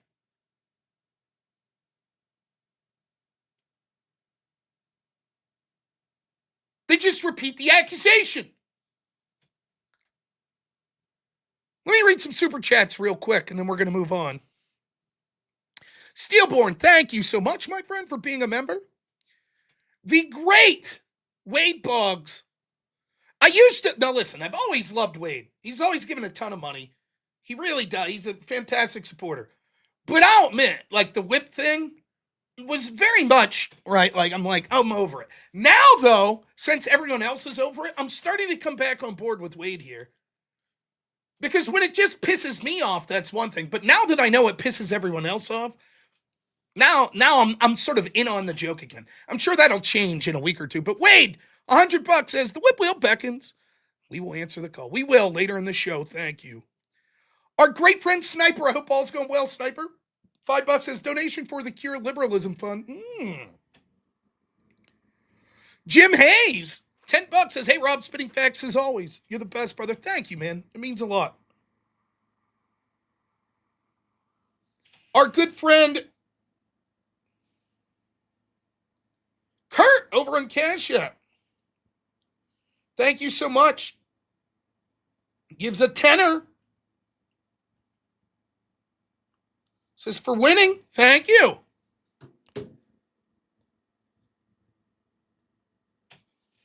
Massage Ninja Smith. $2 says, can confirm so Rob's chair in the file's heinous. You know, Mr. E's trying to get me to get a new chair because he says this one's too creaky. Fucking Mr. E. Fled X. $5 says, is Nina Jankowicz hosting Disney on Ice? I hope not. I'll be up there. Boo! Rocky Knuckles, $5 says, towards Chairs Defense Fund. Thank you. Another new account, $5 says, just got up work.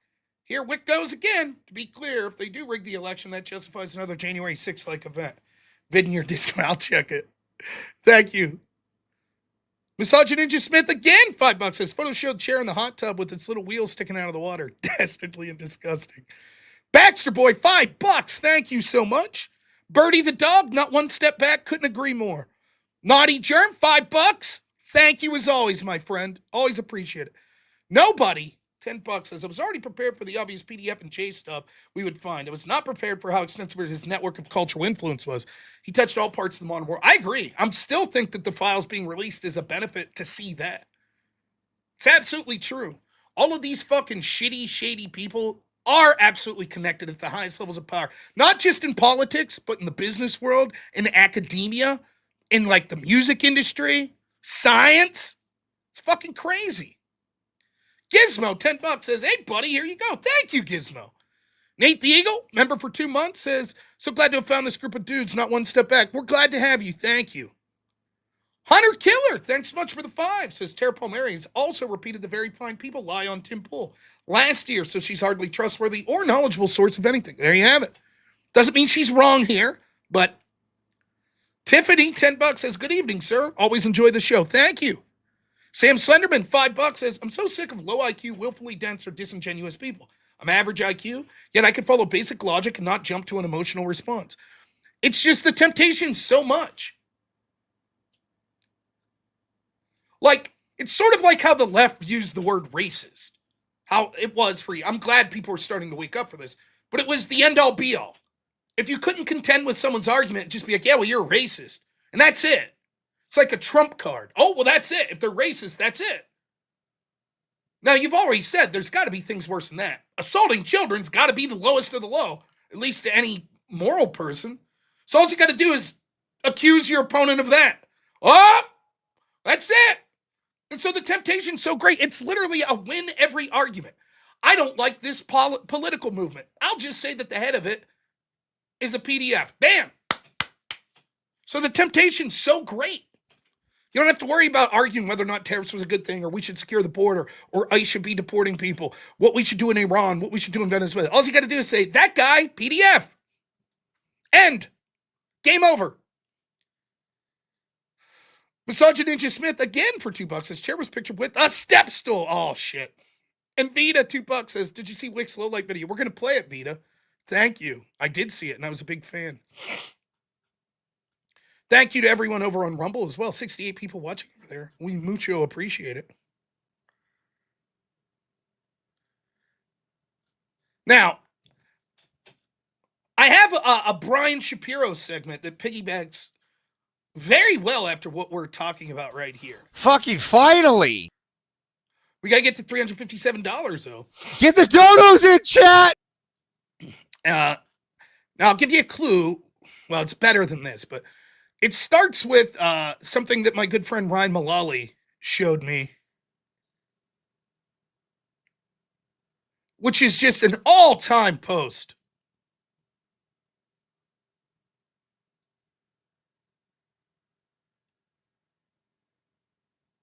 FDNY, thanks for the $2. Says, don't forget calling people fascists. Yeah, fascist. Yeah. So we are grifting just for a moment. Just for a moment. A mere $140, and I'm telling you, I got something good planned. And it's a very Brian Shapiro inspired. Brian, if you're watching, just send in the $150 yourself, and then you can see what all the hype's about. OG2, thanks so much. Member 6 months says, hope you're all well and have a good day. God bless. Thank you. I'm having a great day.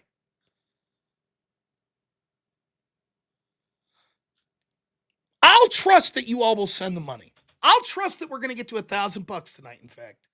I have faith in you all. So we're going to proceed forward. Like a bad grifter. I'm just going to move forward. I don't have it in me to hold up the show that long. Sorry. You'll get it in. I think you'll appreciate. Oh, Quality Leering Center, thanks so much for the $5. Says, save the chair.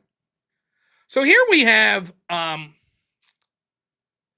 this sort of note of the Democrats just saying, PDF. Brian Shapiro, ladies and gentlemen, says, the same people who claim they want physical evidence Trump molested children are also the same people who shape their entire life believing in God with no physical evidence whatsoever. I say to all of you, take your fake Christianity and PDF enabling while burning in hell.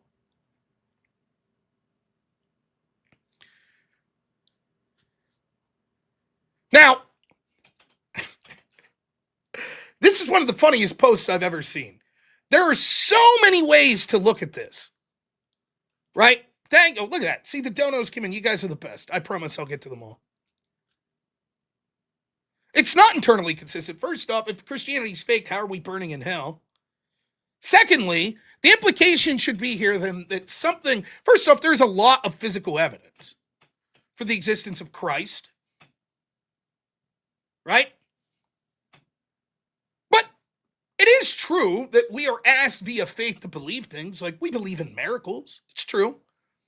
That's different, though.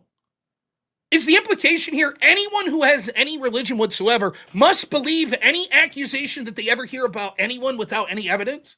Is that the implication? There's a woman who's made some serious allegations about Brian Shapiro. Does that mean if you're a Christian, a Muslim, Jewish, or anyone that believes in any sort of higher power, that you must believe that woman? Brian's defense to those claims is like, show me physical proof. Show me. Why?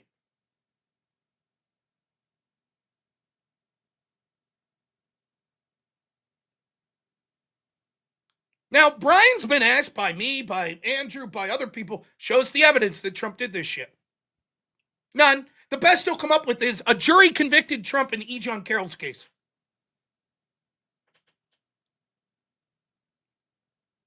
Oh, look, this woman accused made a tip to the FBI. Okay, but there's no proof of that. Oh, of course you'd say that. You're defending a PDF. What about the Tiffany Doe case? She accused. Yeah, but she dropped the lawsuit before there was any. Oh, of course, because she was threatened. The facts are irrelevant. You can't disprove. He starts at the conclusion Trump did this shit, and then now, meanwhile, when you're like, well, what about like you voted for Joe Biden? Like he was accused by Tara Reade. I don't believe that. I don't believe that charge. That's different.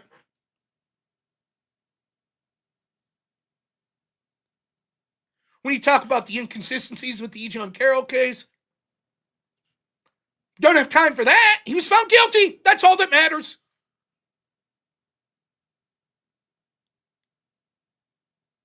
But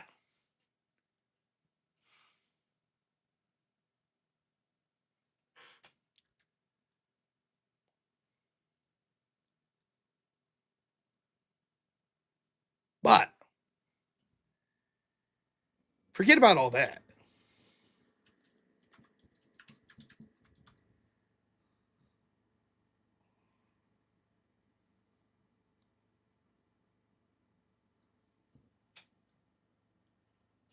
Isn't that the coolest sumbitch you've ever seen?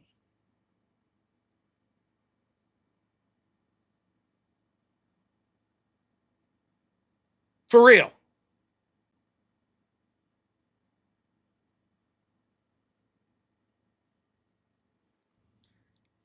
And I just can't get over how cool, smart, articulate, charismatic, and just damn right likable Brian Shapiro is. And for him to have graced my show with his presence so many times, I can't tell you how much of an influence it's starting to have on me. So I just want to take a minute, everyone. Just take a minute. I want you to take a minute and look at that. That's what a real man is. That's what we should all aspire to.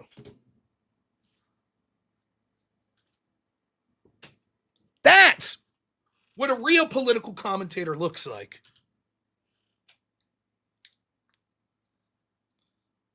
And so I've been thinking, I've really been trying. I've really been trying to get my life in order. And I was like, should I go to church more? Should I read more? Should I start working out? But then I realized what the key to success is.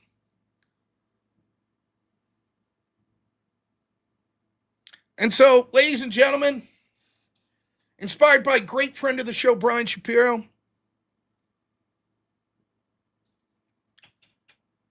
Rob.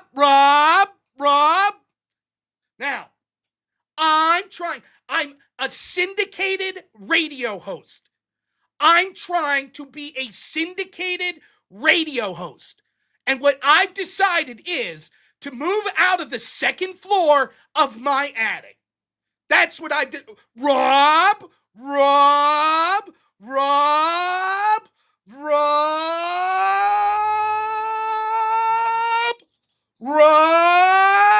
And I've realized people like me. You know what it's called? Respect. That's what it's called. Respect. People respect me. I was on Tim Pool's show the other day. All the people are there talking to me. Want to know why? A little something called respect. Show me your penis.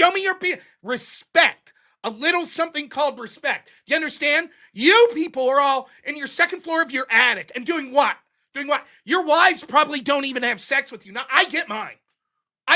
Trust me. It's called respect.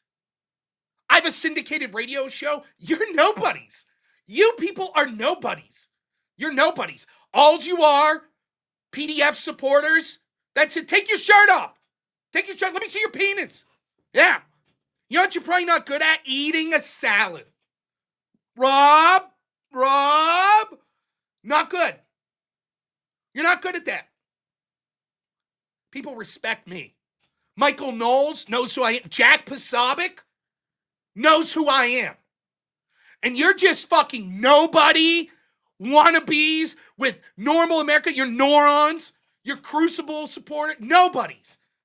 Not like me. I have a syndicated radio. 500,000 people a day watch me. 500,000 people a day. Rob. 2 million people a day watch me on my radio show. It's syndicated. It's a syndicated radio show. You people are so fucking stupid. You're so stupid. You believe in some invisible sky daddy, but then you want to see actual proof of Trump committing crimes while you're in your second floor attic? Show me your penis. People respect me. I go to the grocery store with my girlfriend. Did I tell you I have a girlfriend? I have a girlfriend. What gets me the most is how you people talk about women. How you think it's cool, like Trump, how you talk about women. That's what gets me the most. And you fucking conservative bitches, you sluts, You women in the movement, you bitches and sluts. How much you have to drink to have sex with your husband? Show me your penis. Rob, I have a syndicated radio show. Literally 15 million people a day watch me. You're in your second floor attic? It's called respect. That's what it's called. Why do you think these people like me? Respect. That's what it's called. Do you understand? You have trouble eating a salad, huh? You know how many girlfriends I have? You know how many? Huh? And you always make it, all you do. I come on here, look, I'm just trying to be nice to all you. That's all. I'm just arguing fact. Why do you all make it personal? Why do you make it personal? Fat fuck, you probably cock. Your wife doesn't even sleep with you. Eat a salad. Show me your penis. Take your shirt off. I have girlfriends though. I do. I have girlfriends. People respect me. I have a syndicated radio show. I don't know if you knew that. 50 million people a day watch me. 50 million. That's how many watch. 50 million people a day. So just know that. All of you, I ask all of you the same. How could any of you morally support Donald Trump? How could you? And then you come on, and instead of all you want to do is talk about ethics? That's all you want to do, talk about ethics? That's not what we agreed to talk about. I don't mute people. I don't do that. Imaginarium, you're muted. Mute him. Fuck him. Show me your penis.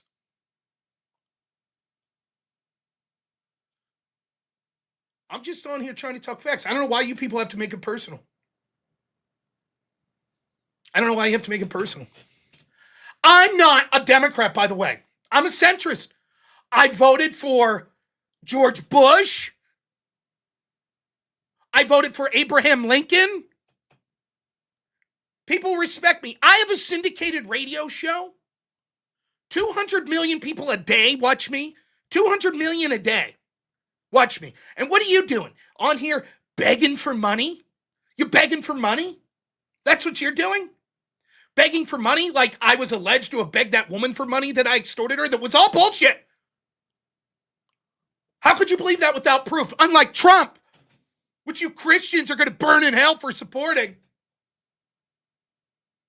All you're doing is begging for money.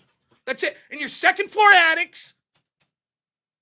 You're all just a bunch of small dick Trump supporters. Show me your penis. Show me it. Show me your penis. So that's it. Hey, I'll keep calling back into the show here. I know you all love me. I know you love me. It's called respect. It's a little thing. It's a little thing called respect. You wouldn't know about that. You wouldn't know about respect. Michael Knowles respects me. Jack Posobiec. I interviewed RFK. Respect. Why do they call me if it's not about respect? Huh? How many drinks you have to have sex with your husband? Huh? Show me your penis. Huh? Why do you treat women like that? Why do you make it personal? I gotta go. I gotta get ready.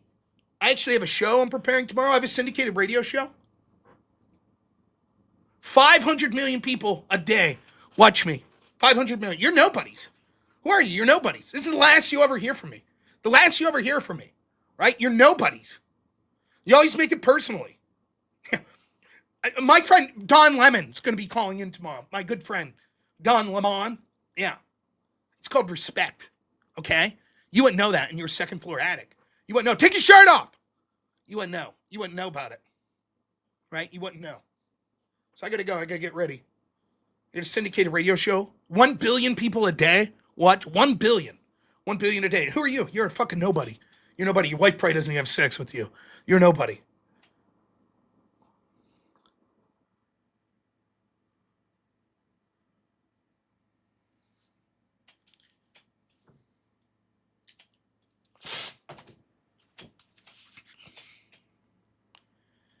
Man, I gotta say, I feel amazing, just putting on that hat and glasses, the power, man, that Brian Shapiro guy, man, he's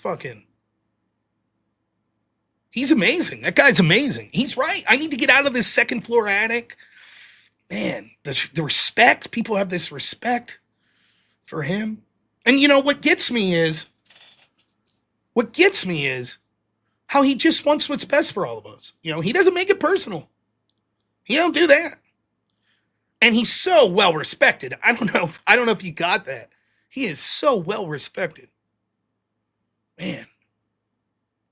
What a great guy. Hey, Brian, I know you're watching. Thanks so much, man. Feel free to call in. I know. Is that what it feels like to be a syndicated radio host? Damn. Feels good, man. That feels good. And the respect. I could just feel the respect that he garners, you know? So let me tell you how that came about. I was doing some shit at Andrew's house, filming some stuff for the Crucible. And the studio that we were filming in has like overhead lighting, and it was casting too much of a shadow on my face and eyes. So Andrew's like, go out and get a fucking short-billed hat. And this was all I could find. It's got a little shorter bill. So then the shadow wasn't as bad. So here we go. What do you think? Should I get Normal America fucking newsy caps? Get it on the merch store? Would it be worth it? Nice little Normal America logo there. What's up, Grid? We could pay for that. Just so you know. What's up? Dude, we could pay for that, just so you know. We should just crowdfund the Normal America logo on that. We just get hats like this that just Shapiro. Just says second floor attic. Yeah. Oh, yeah. Second floor attic, you know? It suits you, Rob. Maybe we should just switch you to the newsy hat. Now, these glasses actually make me dizzy. But, so I'm not going to put those on, but this is it. This is how you get a radio show. That's just radio start show. asking to see people's penis. Well, hold on. You know? Can you if this was your mic, bring it up to here? Is that like there you go. Now put the glasses on. Now we get the glasses. I fucked that part of it up, huh? There we go. Yeah. You got to get. There we go. Avarice. There we go. Are you in your second floor attic? Show me your penis. You got me, Rob. Hold on. I got to put my Crucible jacket on first before I get naked. It's a little something called respect. Respect. Oh, is that what it is? It's a little something called respect. Oh my God. Oh, I respect you, Rob. I respect you. That's why I watch you. I'm just here for the fan. I'm here for your audience, because they like me, Rob. Because they like me. I want what's well for you. I do. I do. Your wife probably hates you. You cock. You know. Yeah. I'm just here to help you, Rob. I watch you every day. All right, and I listen in, and I only want what's best. This is the last you ever hear from me. But until tomorrow. This will be the last you hear from me. I bet not. Let's fuck with some other people while we're at it. The great Syrian Bot, one of my favorite people on X. He's always clipping. Here he did a little clip, a little best of top 3. My discussion with the very lovable Wick. Let's watch, shall we? Full video is up on my YouTube, but here's the top 3. Maybe figure this out. What the fuck's going on here? There we go. Ready? Number 3. How many times does someone allowed to blow a whistle in your ear before you're justified in pushing them back? Okay, you can answer it quick. Sure. More than once, less than a million on the ground. It's more than one and less than a million. Yep, it meets your standard. Right? So she's justified in pushing. That was your standard. More than one and less than a million. You fucking idiot. You fucking moron. This is so What an idiot. Oh, what a loser. Number 2. Rob is just too stupid to have this conversation. I don't know what to say. His IQ is below Somalian level. It's crazy. What did he say? His IQ is below Somalian level. Okay? What? IQ is below Somalian level. What? Is below Somalian level. The fact that you. Somalian level? That was fucking racist. I know, That's racist. That was racist. Yeah, that's racist. Oh, that is racist. Why the fuck did you say that? That's fucked up. Say that for Somalian. He's a lick. Number 1. I'm not advocating for anyone to go to Minnesota. You don't want to go there right now, right? It's cold, bro. It's cold outside. Civil rights matter as long as I'm comfortable. There you go. Okay, That, we can do straight from the crooked I think tooth the mouth.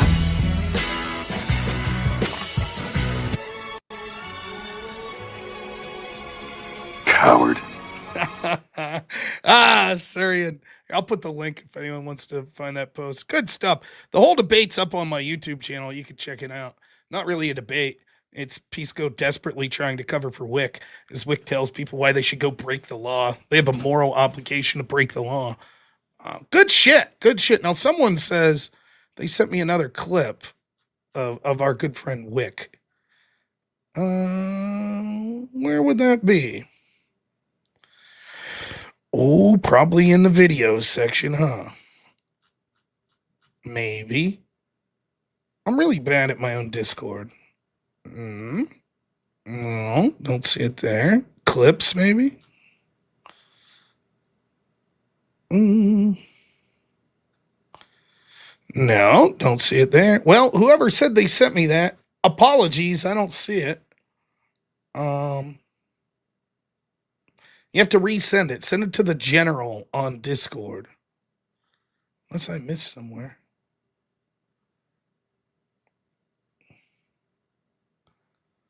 I'm all for making fun of Wick saying stupid shit.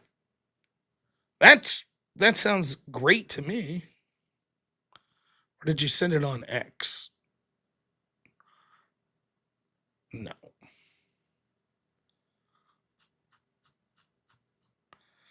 Yeah, so if you send it and timestamp it, as long as it's TOS friendly, I'll check it out.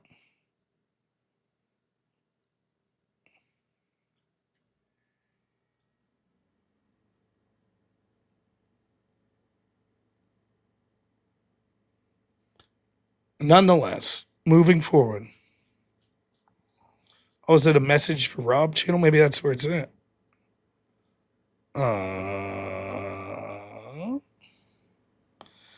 Yeah, anyways. I'm an idiot. I'm not going to be able to find it. See, I put the Brian Shapiro hat on and already the show goes downhill. In the meantime, can you show me your penis? No. There will be no penis showing on my channel. Drawing a hard line there.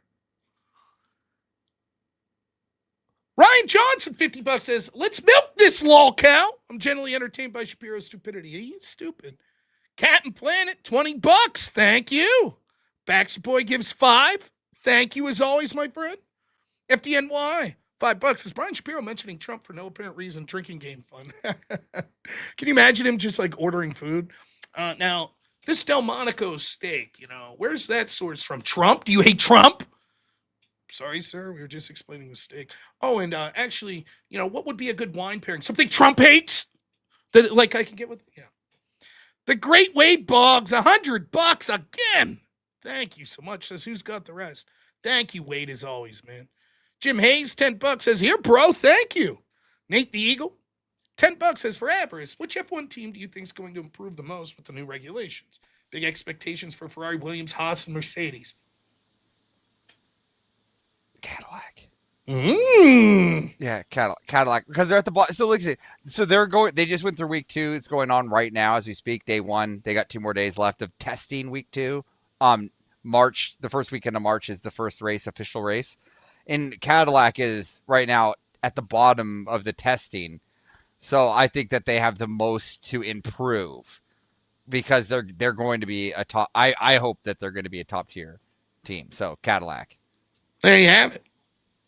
So, all right. Reverse massage, $5 says Brain Dead Shapiro's post is literally Andrew Wilson's argument against him in their last debate. He's so dense. Right. He doesn't get that it disproves. Oh, it's fucking Shaky Boy, $10. Thank you. Says, I'll pay you to stop what you're doing. Okay. Kokomo, $50 says, that is too good. Thank you so much. Reverse massage, $2 says Shapiro's mom thinks he's important, probably. I hope that everyone's mom thinks they're great and important. Baxter Boy, $5. Thank you. Nate the Eagle, another 5 says, please wear that hat and glasses for your next Halloween costume. Scare all the kids away. Ryan Johnson, $2. Thank you. Airborne Animal, great to hear from you. $5 says you'd make a soundboard of all of his bizarre sound bites. That's not a bad one. And Ryan Johnson, another 5, says the newsboy hat actually works for you. Makes Brian look like a turd. I could pull it off. Thank you. Who knows? Maybe I'm onto something. Oh, and then we got over on Rumble. Look at the Rumblers coming through for me.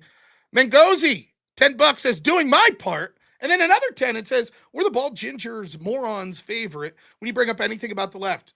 Were they convicted in a court of law? Oh, I fucking missed that. Yep, I missed that one. And then Sir William, $10 says, Brian Shapiro is the most naive bastard in the world. Trump was found guilty, completely negating the fact there's a thing called political bias in shitholes like New York. Yep. Bry, $5 says, take it easy on Brian Shapiro. He's registered independent. That's true. And then the great Ben Lonendier, $20 says, my normal Americat's on its way when I get it. My power level be 9,000. I'll be hanging with the Moonanites and Carl, smoking Moon Joanna. And maybe B. Shapiro asks to see my penis. Oh, wow. Can you imagine? You too could be that cool. Amazing.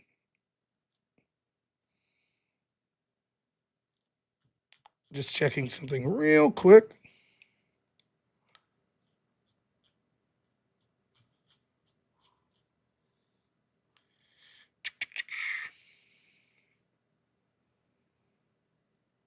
All right. Yeah, I don't know. I don't see. He said he sent the video wick on Discord, but that's okay. Maybe it didn't come through. No skin off my back. We continue with the show.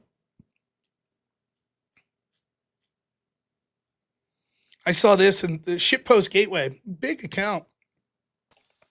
1.5 million followers. I thought this was one of the best. This is too good. We're just going to bring it up for a second. Did you see? Apparently, I'll just leave it speak for itself.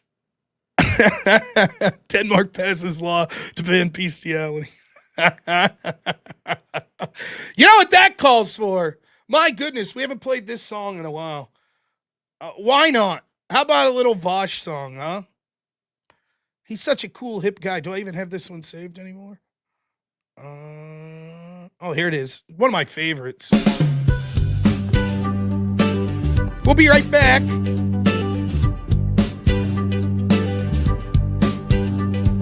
The ride strings in on his high horse so tall. Claims he's a savior, the voice for us all. But his saddle's loose, his reins are a lie. Galloping words, but no truth in his eye. He's a stallion in the mirror, a colt on the ground.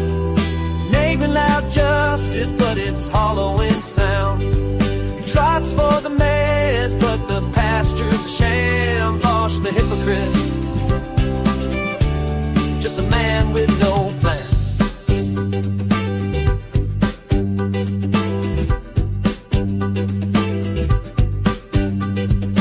He wears a bridle of virtue so tight, but his hoof prints show where he's lost the fight.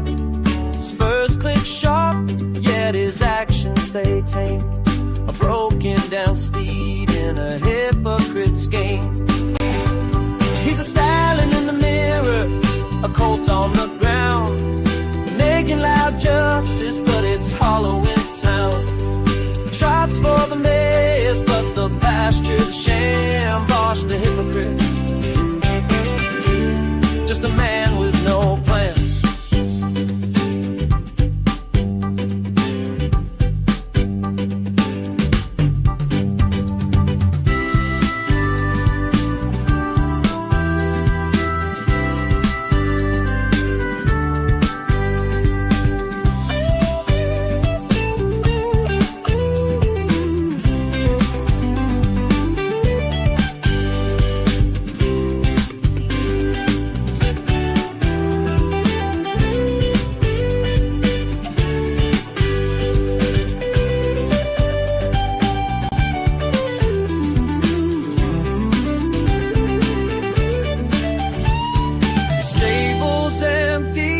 Haystacks bare. He promises fields, but leaves dust in the air. Whinnies of wisdom, yet the barn doors creak. A hollow hoofbeat when the words that he speaks. He's a stallion in the mirror, a colt on the ground, making loud justice, but it's hollow in sound. He trots for the mares, but the pasture's a sham. Bosh the hypocrite, just a man with no plan.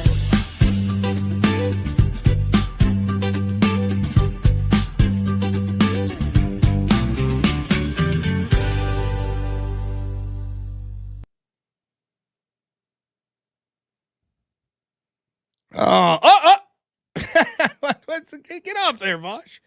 What are you doing? I'm always pleased to see someone horsing around about Vosh. Always good stuff. You know, we lost 40 fucking people playing that song. Where's your sense of humor? Come on, folks. You know? What do we got next? Oh, there's so much to cover. I find that song very catchy. You know? He's a stallion in the mirror, a coat on the ground.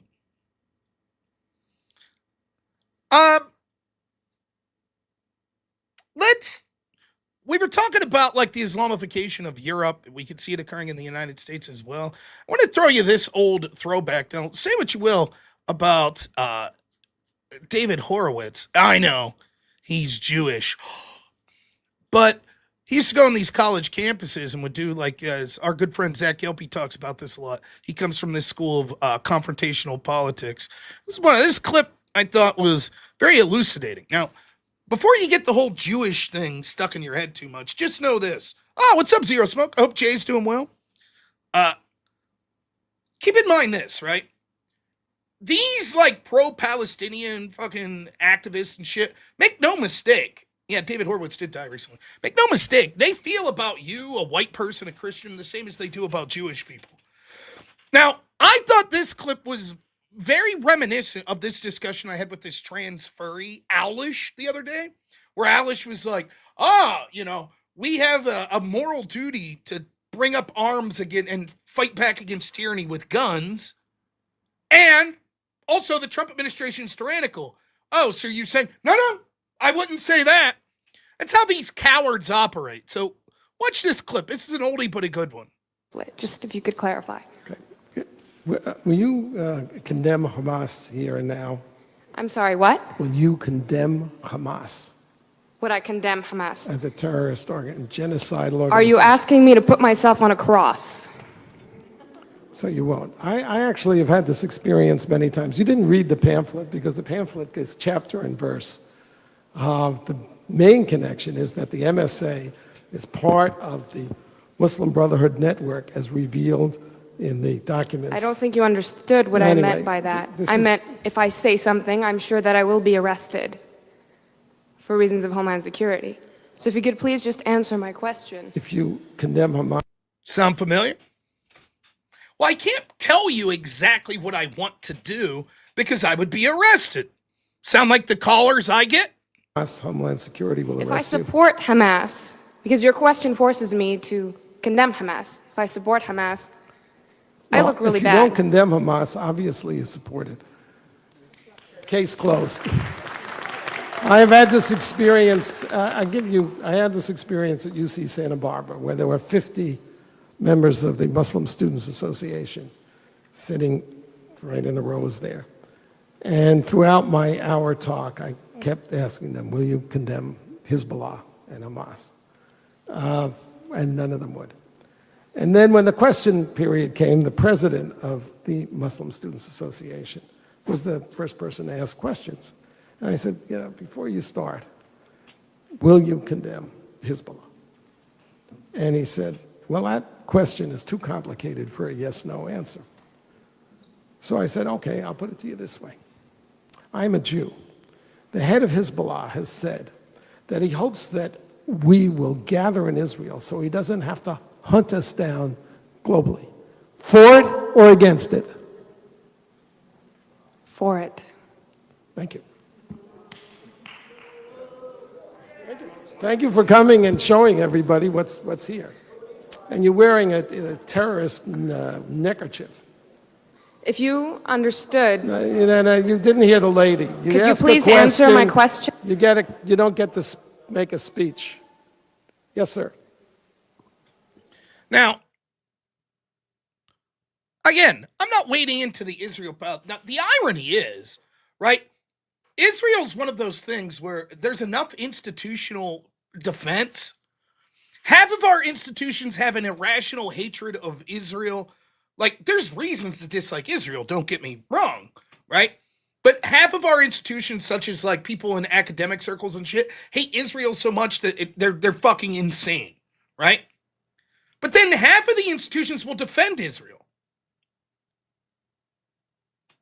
That's why you'll actually see Republicans push back on, anti-Israeli hate speech on campuses. They'll do no such thing for anti-Christian hate speech or anti-white hate speech. So it's interesting. But the reason I'm bringing this part up is, make no mistake, so many people that are Islamic and just other people on the left, this is how they really feel. You think that person the other day, the trans furry Alish that I was debating, by the way, who then came on Ryan Mullally's show Monday when me and Ryan are doing our show together, because I don't want people fed posting in my fucking channel, and started to bitch on Ryan's side of things. Rob banned me from his channel. You fucking fed posted. Well, I didn't want to. You're the one who brought it out of me, but you literally were implying it. And I was just trying to make it clear cut. The issue wasn't that I had you clarify it. It's that you truly believe that now's the time to pick up guns and attack the Trump administration and the agents thereof. Do you think for a second that that person doesn't feel that if I stand in the way, if I have some sort of political voice that could benefit the Trump administration, that doesn't put a target on my back? You see, they'll bullshit you. They'll lie right to your face. It's like this big fucking lie we see with ICE. They set up all these violent confrontations with ICE. We can show you the documents that they're sharing on the Signal chats. Great flashpoints of violence with ICE. And then they're like, oh my God, violence. Oh my God. They'll lie right to your fucking face. They don't care. They do not give a fuck. I can't tell you the truth. Because if I did, I'd get arrested. Here's another way of putting that. When we get power, then we don't have to worry about it anymore. Then we'll do whatever the fuck we want. That's the truth. When you hear the people right now speaking in euphemisms, well, you know what time it is.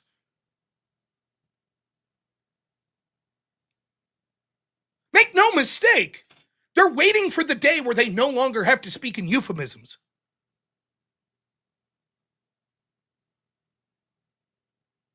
They'll outright say, yes, ban that person, censor that person, yes.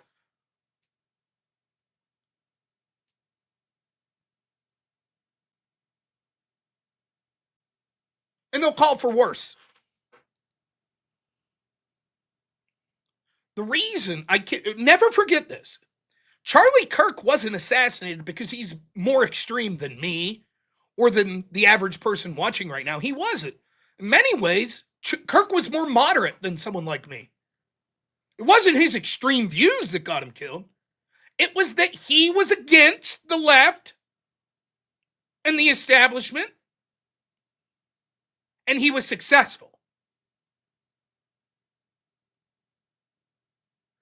It's not as if every Trump hater wants to kill every MAGA person. They just want you completely ineffectual. They want you to shut up and die already and have no power or influence. That's what they want. And so they're more than happy to deal with you the traditional way. He's a bigot. Shut him up.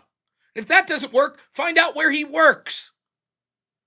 Call his employer. And if that doesn't work, let's have the government push to censor people like that. And if that doesn't work, maybe we'll dox him. And if that doesn't work, maybe we'll send threats. And if that doesn't work, maybe we'll use a little violence. And if that doesn't work, well, there's a solution for that as well.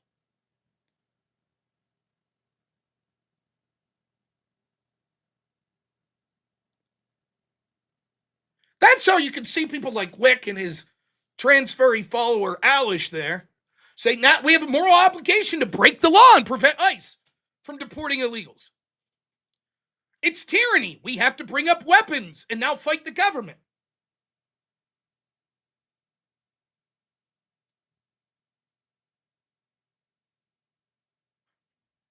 That's how you can see Antifa just beat the shit out of and killed a young man named Quentin in France. They have institutional protection. All the newspapers are like, far right. Man, Quentin beaten to death. Far right? Really? When Kirk was killed, it was, well, he was anti-Semitic. He was racist. He was far right. Just the little ways that they frame things, just as a little wink and a nod. See, it's okay. A bad man got killed. Maybe we don't want mobs in the street beating people to death. But if it's going to happen, at least it was a bad man. After all, he was a right-winger. No. Perish the thought.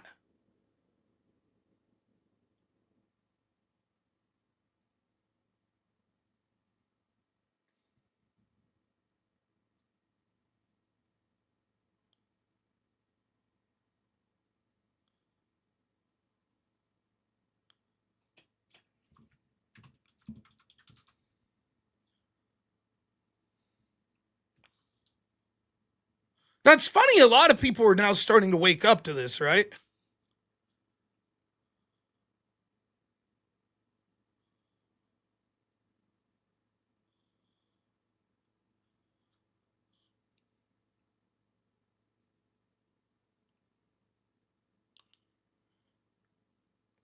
I'm in a weird position because there's a lot of people that have said people like me are shitheads and racist and bigots and blah, blah, blah, blah, blah. And now that it turns out the people like me that were talking about the dangers of radical left-wingism, radical Islam, etc., now we're being vindicated. So now a lot of these people that had cultural power that shit on people like me, or maybe they shit on someone, like I have no love for J.K. Rowling, the feminist, but the treatment she got for calling out something when it wasn't popular, like, yeah, men can't be women. Now, when the Overton window shifts, forget about all the abuse she got hurled at her or all the anti-COVID shit that someone like me was right about. Forget about all that, all the fucking abuse that was hurled. Forget it. So it's weird because what do you do with those people?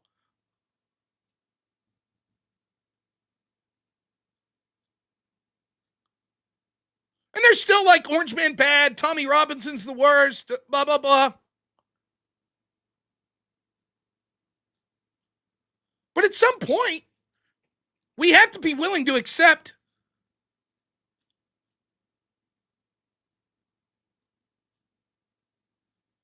that a lot of these assholes that called us bigots and stuff, we're going to need them to win the cultural battle. So someone that I respected for a long time as a comedian was John Cleese of Monty Python. Man, I can't tell you how many hours I'd get shit-faced and watch Monty Python's Flying Circus in college. Undeniably a brilliant comedian.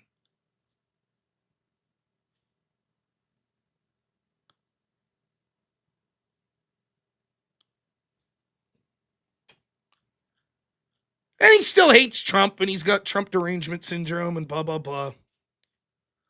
But all of a sudden, he's waking up and he's like, wait a minute.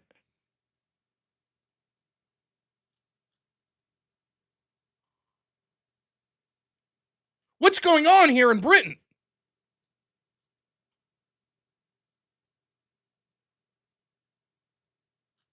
So here's some posts he's made, or that he's pointed to.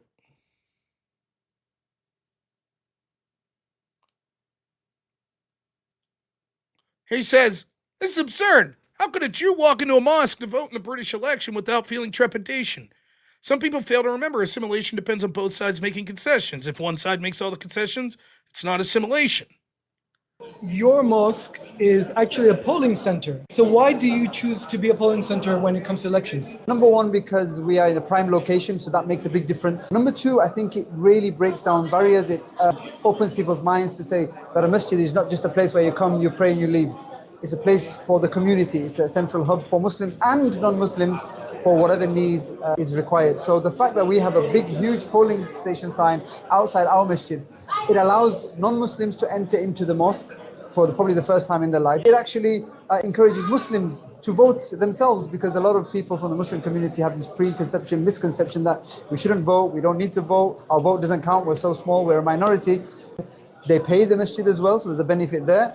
But at the same time, we are told that it's one of the most attended polling stations within our locality. So I encourage it for every single masjid, every single community center, if you're able to, if you meet the requirements, of course. And the requirements are quite basic. They come the night before, they put a plastic wrap over all of the carpet, they put their stalls and the stands and the tables and so on, and then they come and clear it up the next day as well. So all you have to have is a space, toilets, kitchen facilities, and a space that people can come and go.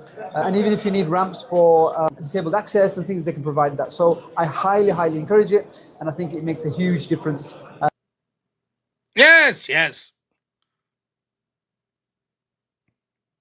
I'm assuming they have the machetes on the wall, right? And then here's some more. John Cleese puts, not much about immigration here. Reason why you have to fight them is because they are Jews and Christians. You should fight those empires around you, or those hukumat around you, which are Jew or Christian, until they give the jizya. That's fine. That we already know Islam allows. And then the howness of that is in the hadith. The three options that they're given: either you give the jizya, or you do this, or you do that. We're not apologetic about that point. That is truth. If your religion has to have an expansionist element, so then therefore there is no situation or conceivability of peace being made between Muslims and non-Muslims. Islam is a warrior religion in many ways, and it's unapologetically so. It's about expansion, it's about conquest and so on. Now, legally, when Muslims live in places like Britain, for example, which legally we would classify Britain as Darul Harb, right? Which is, if you translate it, it's abode of war. The kuffar from Dar al-Harb, there can never be a permanent treaty with the kuffar, because it cancels out jihad. It can't be forever. When Muslims get stronger and it's a benefit for the Muslims, they inform the enemy, this treaty has come to an end. Man, John Cleese, if only you would have did something like, 10 years ago, instead of implying everyone that saw this coming was a racist. But I'm glad you're here now, right? Here's more he posts. He says, will a well-educated Muslim please tell us how much truth, if any, there is to this? Get ready for this one. So John Cleese posting this. Could this be true, he says? لكن لما الإسلام جه بقى نظمه بإيه؟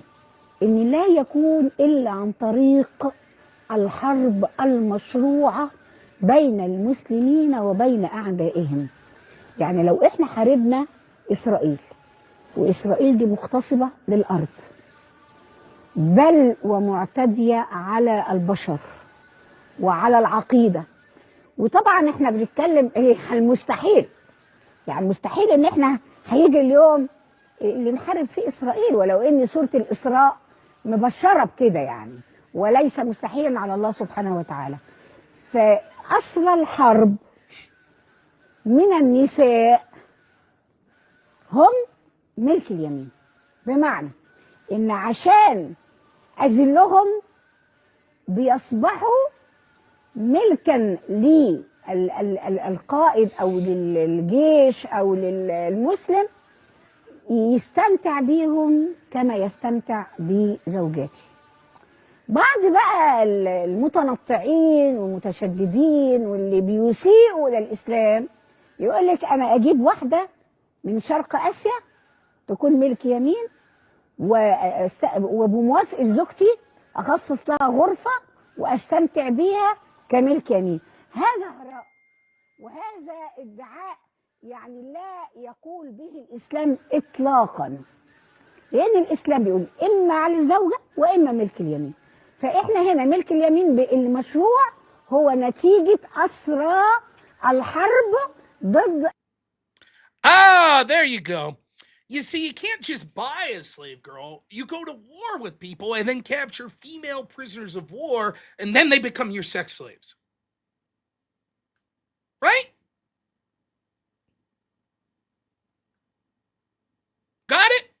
Right, feminists that are sticking up for Islam? Right?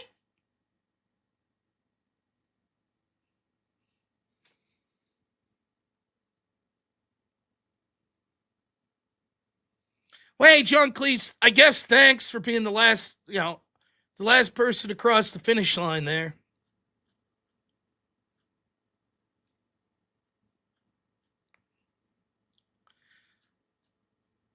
I'm not saying that everyone who's a Muslim is a terrible person. I'm not saying that. I am saying that any connection to any cultural or political power for Islam is a non-starter in this or any Western country. It is not compatible with me as a Christian, and it is not compatible with sort of what we have in Western society. I don't want the shit here. I don't want to import mass amounts of these people. Fuck that. I see the results every time that occurs. And I'm tired of the fucking virtue signaling people, even on our side, that won't admit it. So Randy Fine, I don't know shit all about, puts up the other day in response to some comment that a Muslim woman made, and I saw this, I'd covered it, about Muslims not liking dogs. On the British countryside, how do we get more Muslims there? How do we get rural Britain more diverse? Well, get rid of dogs. And there were other people saying that. And Randy Fine put up a comment on an X that was like, if I have to choose between the Muslims or the dogs, I'll choose the dogs. And everybody from Megyn Kelly to fucking Piers Morgan, they couldn't wait to virtue signal. Oh my God, this is racist. Now maybe Randy Fine is racist. I don't know. I know this. I'm tired of that fucking criticism. Fuck you.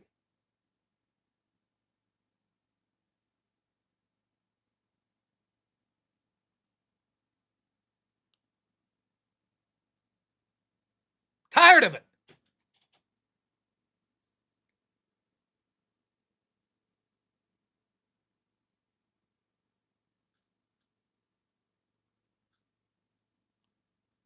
And then, of course, Randy Fine had to be like, well, I was talking about this article, blah, blah, blah, blah, blah. I don't care if it's Muslims, if it's Jewish people, if it's atheists, if it's Wiccans. If they're having conversations of, well, things that you value, like your household pets, that your society has just valued for decades. Yeah, dog, sorry, not going to work for us and our culture, our religion. Go fuck yourself.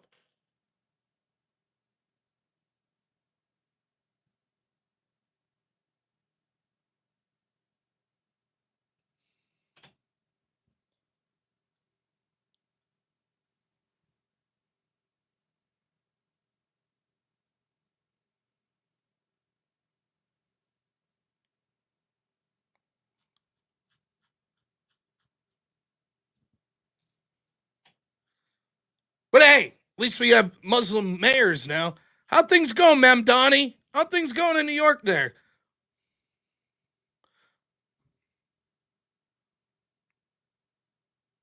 Now, Ma'am Donnie, who's saying in 2020 that we have too much policing in places like New York, would it shock you? From today, Fox News. Mayor Mamdani aims to cancel 5,000 NYPD officer hires and proposes a cut to the department's budget to address the city's deficit. Yes, that's where we can save money.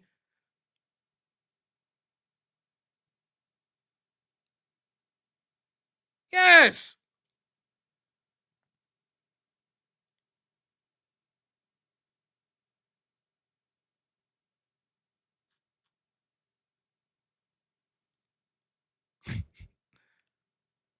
That's not all, though. He promised free grocery stores. Man, we are going to tax the rich and everything's going to work out. Ma'am Donnie, today, how's it going? What we would rather do is ensure that they remain as they are so that the city can be on firm financial footing. However, in order to get to this point of closing the gap on both this fiscal year and the next fiscal year, we are forced to raid the rainy day fund, the retiree health benefits trust reserve, and to increase property taxes across these other years. What we would rather do is ensure that they remain as they are. Oh, boy. Now, let me explain to you what he just said. We're going to cut into our savings, our rainy day fund, and the pensions. Now, whose pensions, you might ask? Well, all sorts of employees of the city, like teachers that overwhelmingly voted for Mamdani. Congratulations, teachers. You now won't have retirement. You did it. Hey, but enjoy your fucking government-owned grocery store that no one will shop at, that'll never come to fruition. It never occurs to them, maybe we should spend less. In fact, the only thing they suggest spending less on is like one of the only things that you would say would be an objective good, policing. Less policing, they say. Okay. Other than that, we're going to keep spending our socialist dream. Good work.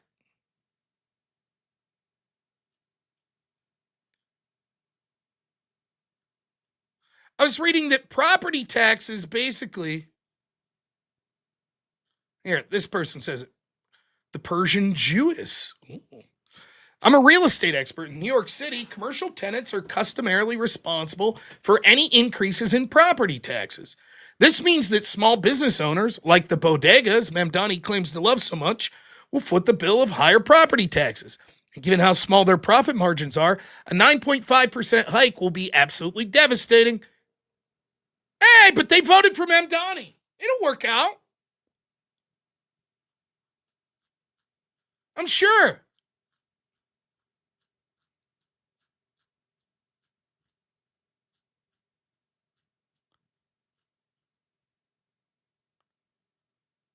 Here's Mamdani's proposed budget. $127 billion. The entire budget for the entire state of Florida is $117 billion.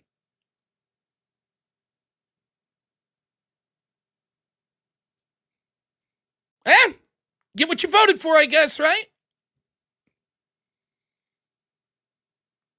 Here he is talking about how your property taxes are going to go up 9.5% on your already rent-controlled property so that you'll be forced to sell the fucking property and the government will take over, which is the goal in the first place.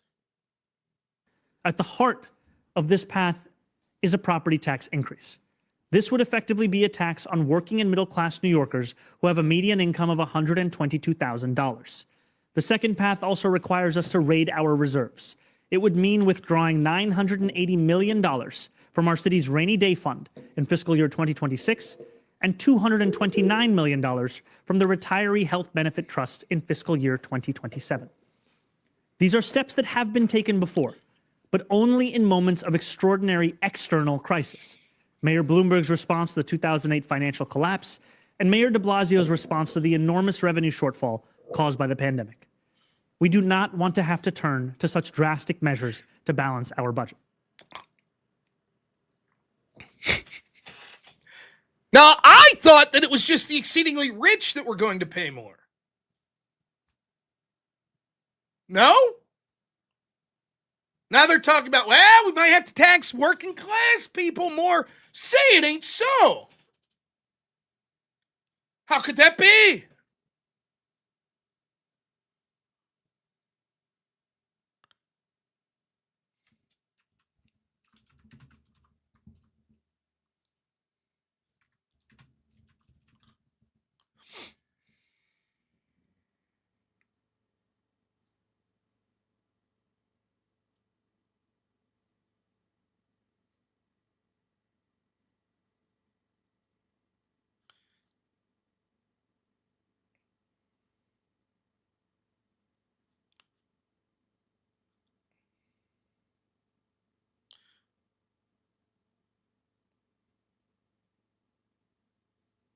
I'm looking for something here real quick.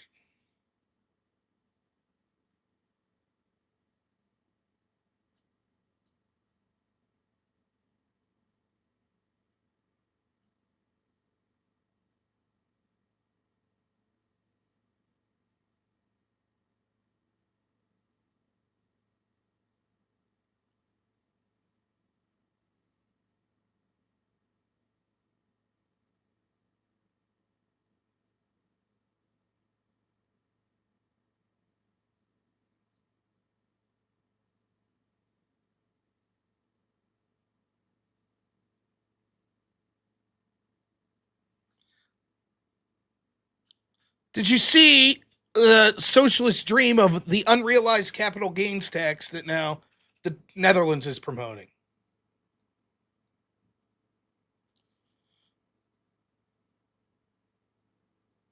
Now, let me see.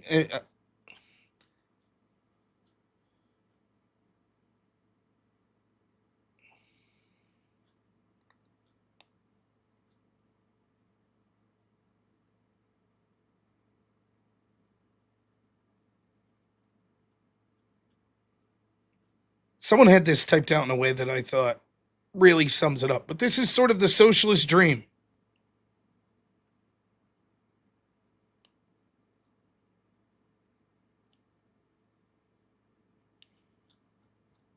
Unrealized capital gains means, like, let's say the value of your house doubles, right? You don't sell your house. You have $100,000 house, and it doubles to $200,000. Okay, well, you have to pay taxes on that unrealized gain, even though you didn't sell your house. So now you owe money on that profit. Now, let's say then after you pay that money, that the housing market collapses, and now your house goes back down to what it was originally priced. You don't get a refund. You never sold your house. And yet you paid taxes on that.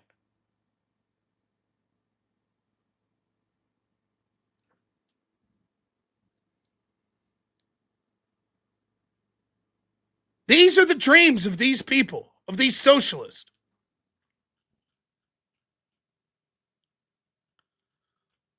They'll manage your money. And everything the government touches is dog shit.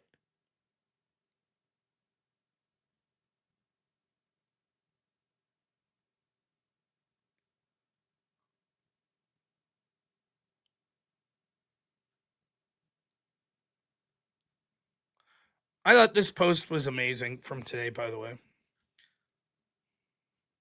Where's it at? Trump did some stuff for Black History Month today, and one of the things he said was, like, you know, he's always being unfairly called racist. So here we have this stooge. Listen to this question. This is the Daily Wire put this together with receipts, but this is I don't even know what to say. Where or when does the president believe he's been falsely called racist? You're kidding, right? I'm Don Lemon. The President of the United States is racist. He is a tried and true, dyed in the wool racist. I know what Mr. Trump is. He is a racist. What Trump has always been was a rich, malevolent, really racist man. We now have a president of the United States who is a racist. Do you believe President Trump is a racist? Yeah. No question. Donald Trump, what's it say? I think he's a racist. He is a racist. The president is a racist. Racist. Racist. Racist. Racist. Racist. Racist. I am the least racist person you've ever met.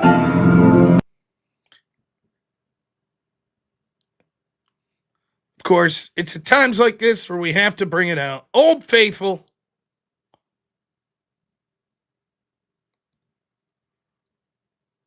It's amazing how much leftist discourse just them pretending to not understand things, thus making discourse impossible.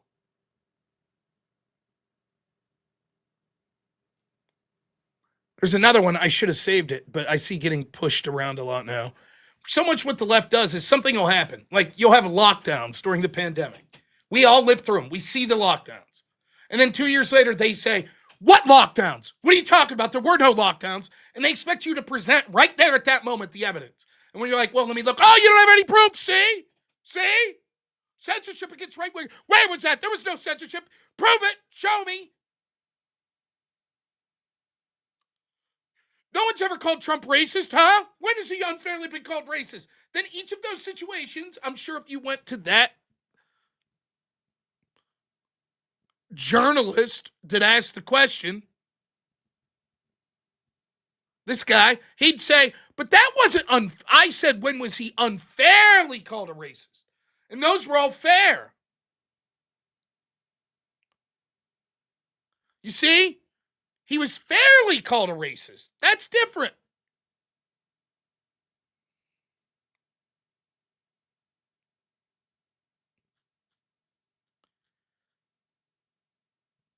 Someone who's growing on me is Caleb Hammer. You ever seen his show? Where he just gives like financial advice. He's like Dave Ramsey, except he's like younger. So he gives financial advice. The show is surreal. It's one of the reasons I like watching like Judge Judy. To get an insight of like what so many other people are doing.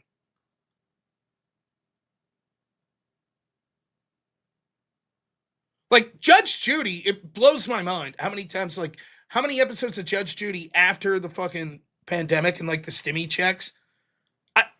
Dozen times I'd see this.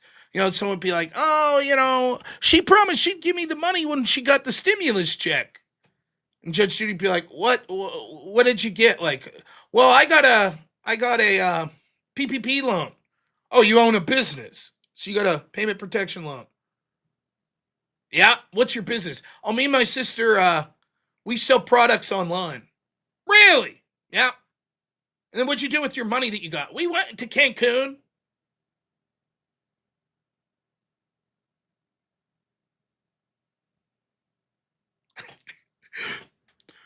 But it's a TV show. How's it real? I guess this is a show right now, so what I'm telling you isn't real. The point is, what I'm saying is, you started to see that a lot of people were fraudulently getting payment protection loans and then using them frivolously. They weren't using them for things like to pay employees. They were using them for like, I fucking went on vacation.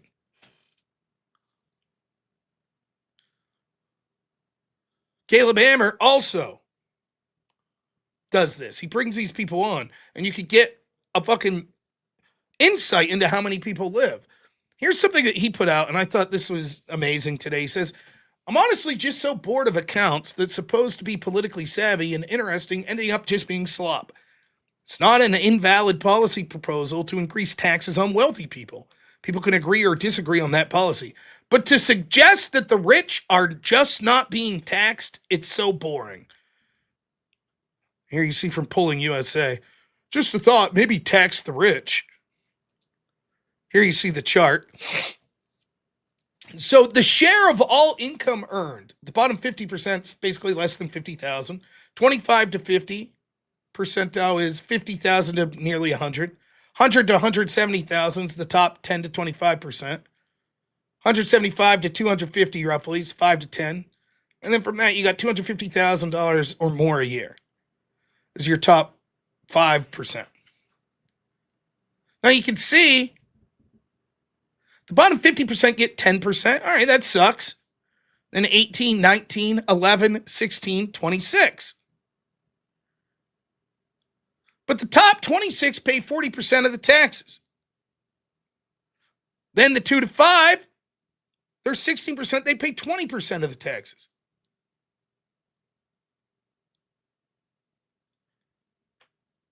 Now, if you want to say, hey, they should pay more, fine. But the idea that they don't pay is ludicrous.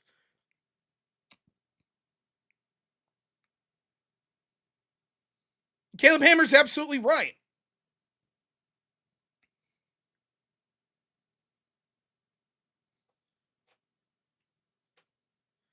It just shows their childish mentality. Oh, no one taxes the rich. Of course they do.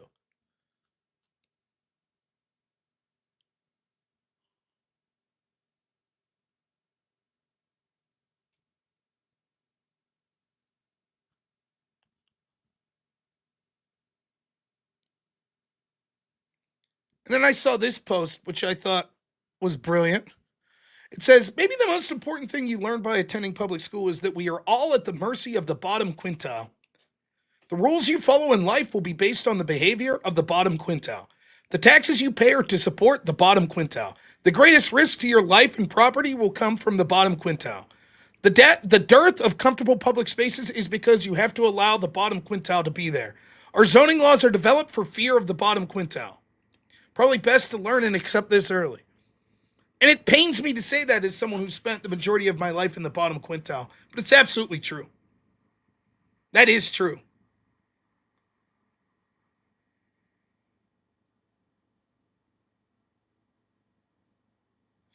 The truth is, almost all public spaces we have are geared around that. And then Mike Cernovich says, watch the Caleb Hammer podcast. Every guest he has is under 30, is on 100% disability. These are people who didn't do anything other than 3 to 4 years. No real injuries. They all learn how to work the system and leave with paperwork proving 100% disability.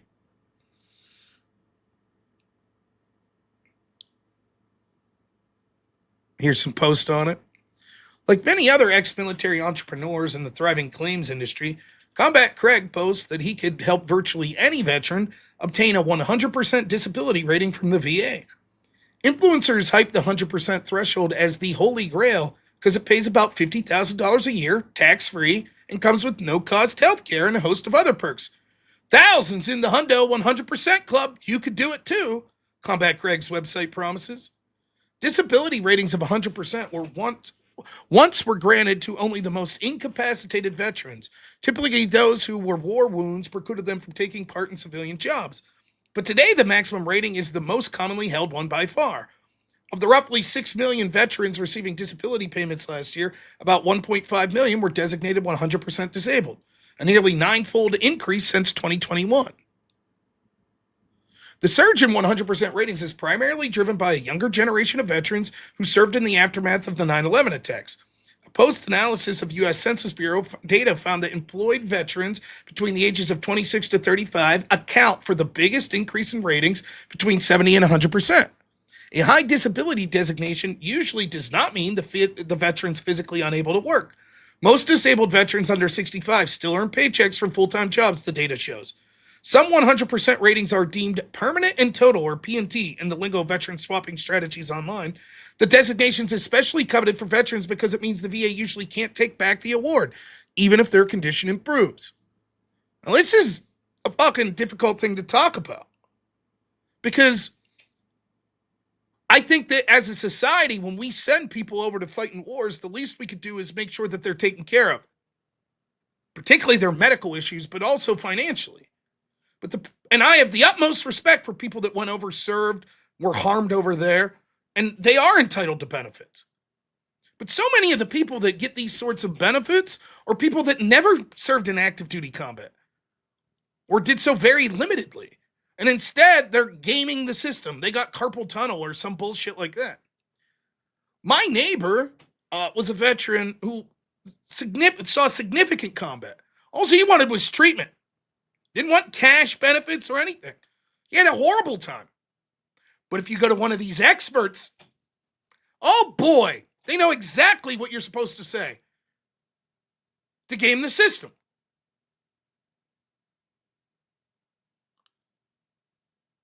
And so many of these people you see on like that Caleb Hammer show will be like, oh, I get like a disability check from the VA. I get $25,000 a year.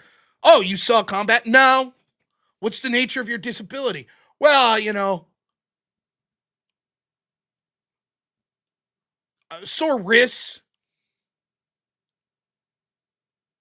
Continues. The most recent warning came in a 2024 report, in which the Inspector General found that the medical forms present a significant fraud risk.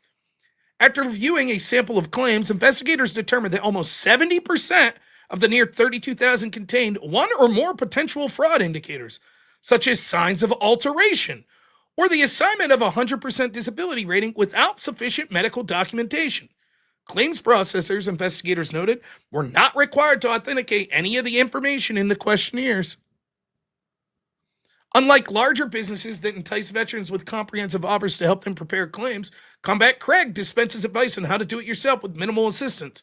He also charges less for services, $189 for claims coaching and for those still on active duty, and $600 to $1,000 for a letter from a medical expert establishing an ailment's connection to military service. Isn't that great?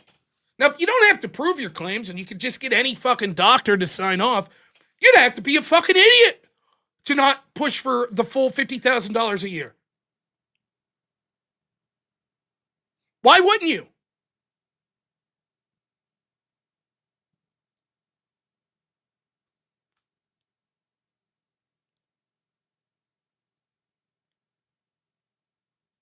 Now, it's particularly hard when it comes to veterans because people respect veterans. You don't want to ask questions. It's similar to the first story we were talking about. A woman claims to be a victim. Your gut feelings to want to take them at their word. But at some point, you have to be like, look, that's too easy to exploit. $50,000 a year? Here, just fill out this paperwork. Don't worry, no one's going to check it. Here you go. $50,000. Enjoy yourself. Yes, but does this mean I can't work? Nope. Go ahead. Go do whatever you want. You can have a job too. If they're doing this with veterans, what aren't they doing it with? Is there one fucking government program that's not rife with fraud? Just one? You think food stamps aren't? We see the fucking money's given to Somalian daycares and autism centers and all that shit.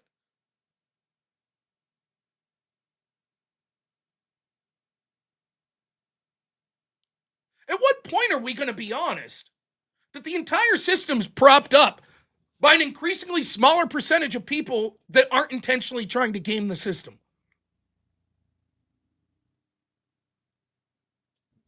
How much can it take? What happens when everyone realizes, you know what, I'm done working. Fuck it. I'll find my grift.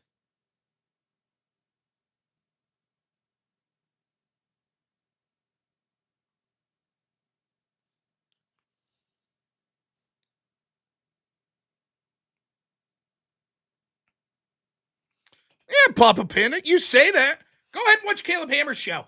Watch some blue-haired nose ring chick. It's like, I hate Donald Trump and we protest, and I worked as a secretary with the military and I get $50,000 a year. And you'll say, yeah, good. Give that woman the money. Why not?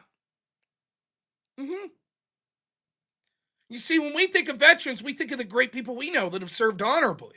Of course, they're entitled to something. That's not the way it is. Here's the truth. Military service, just like any other potential career, can attract shitheads as well.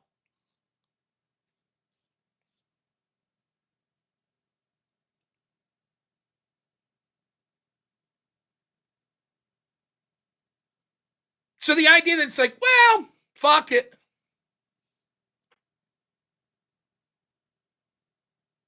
Fuck it.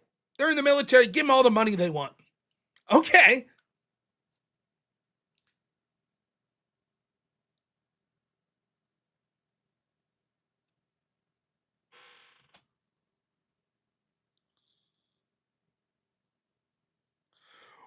Wait till Rob realizes Social Security's propped up by immigrants who pay into the system but don't get any benefits. Yes, they're doing so great. That's why every time, that's why what percentage of fucking Somalian immigrants, for example, in Minnesota are on benefits? 70%, 80%? These people are laughable. Oh, they're all a net gain. These illegals, they're great. They're doing awesome. That's why the places that bring them in, these mass amount of immigrants like the United Kingdom, why they're doing so great. Or Canada. They're great. Awesome. They're so good for everything. No one can stand them. No one wants them in the fucking community. We can see that it's a net drain. But the Cato Institute says they're good. It says they bring in all this money. Ignore that $9 to $19 billion fraud you saw there in Minnesota. Ignore that. Think of how much money they paid into Social Security with that fraudulent money that your government was sending them. What a fucking joke.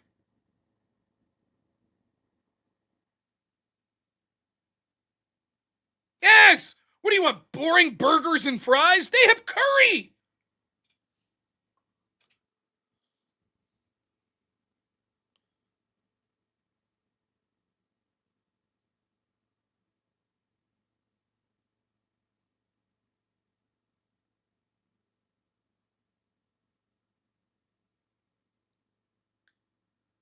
I think it was Bessonnet said today, when they break down the fraud that they've been able to estimate so far, Every American's paying $4,000 a year.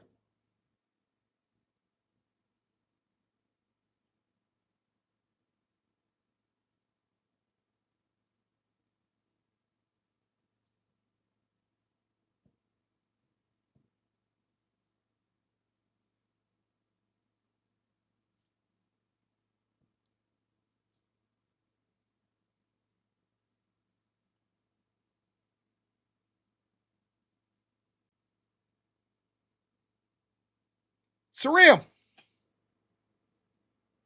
I've never had Thai green curry. Is it good? Let's read some more super chats, shall we?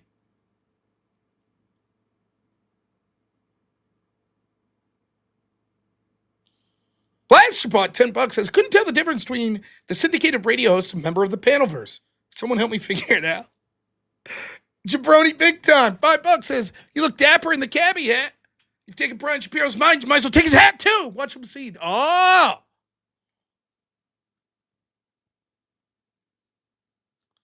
Got him.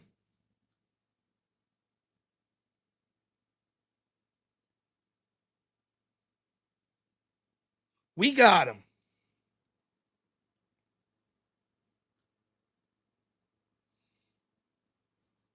This guy ain't calling in. He's welcome to if he wants.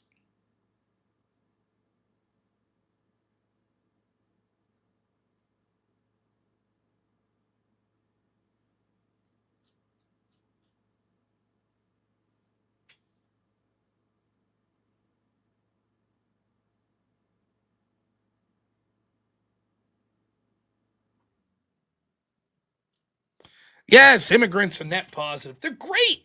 Immigrants are the best. Awesome. We know. They're better than Americans. We know. Of course. They're so much better.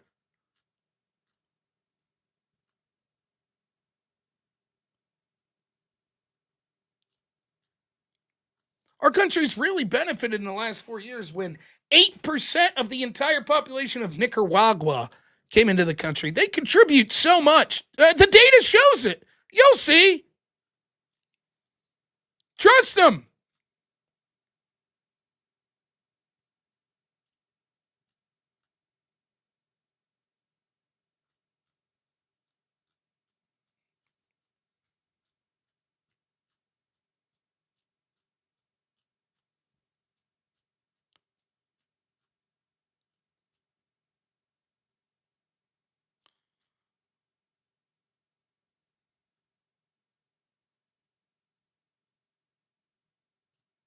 One second.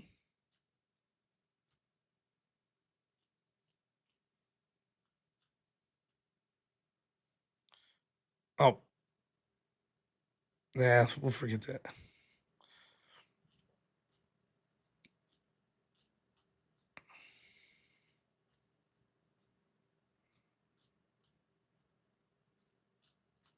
Looking for a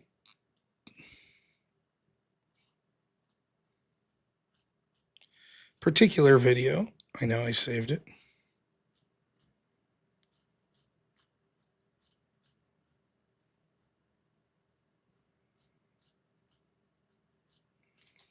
Maybe not.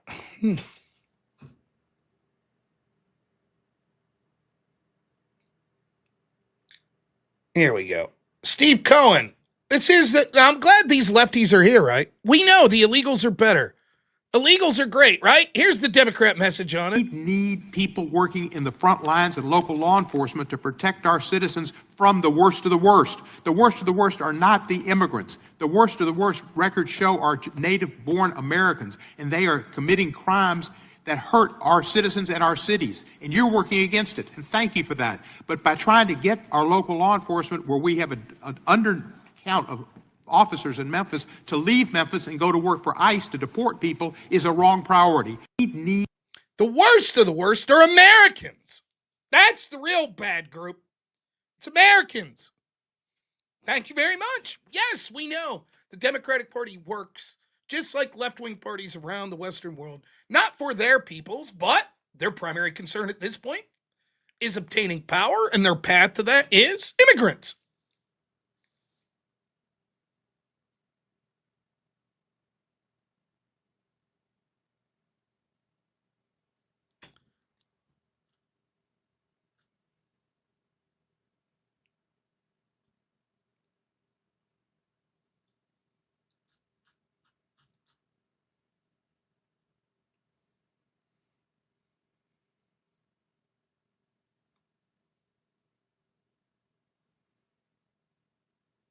Now,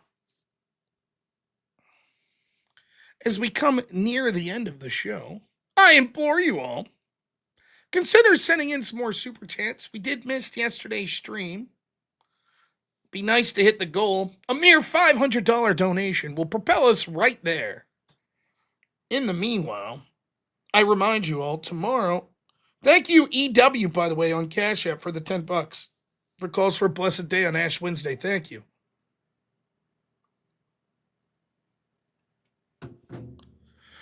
Tomorrow, between 8 and 9 p.m., I'll be doing the No Prep debate. You'll be able to watch it right here. It'll be hosted by Speakeasy. And the idea is I'm debating someone without any preparation. My opponent will pick the topic and we'll have prepared. I won't know what the topic is or who my opponent is. So that should be fun. It'll be between 8 and 9 p.m. Eastern. It'll be starting. And Sunday, I think I'm going to be moderating a debate for, at least allegedly, for Word War. That's the plan. So that'll be Sunday evening. And then I'll obviously have a show Friday evening as well. So we're trying to set up more debates. I know me and Andrew want to start doing the TikTok sieges 2 or 3 times a week. And that'll be a lot of debating. That's the plan. But we've just both been so damn busy with these projects that we're working on, you know? Now, we've come to that time in the show where I'll see half of you later. I get it. But our great supporter, Wade Boggs, generously puts up money for $100 to spin the whip wheel. And he's done so twice this fine evening. Someone in the chat will tell you the lore behind this if you're unfamiliar. Oh, American folk. Wow. I'm an American folk. Oh, son of a bitch. Why did I make some of these so long? All right, here we go. For you, Wade, and I hope it pisses everyone else off. That's my happiness in this.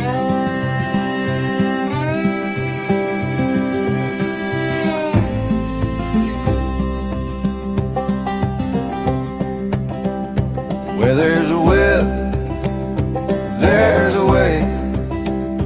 Where there's a will, there's a way.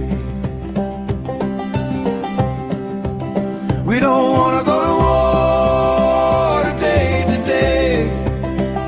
The Lord of the Lash says nay, nay, nay. We're gonna march all day, all day, all day. Where there's a way.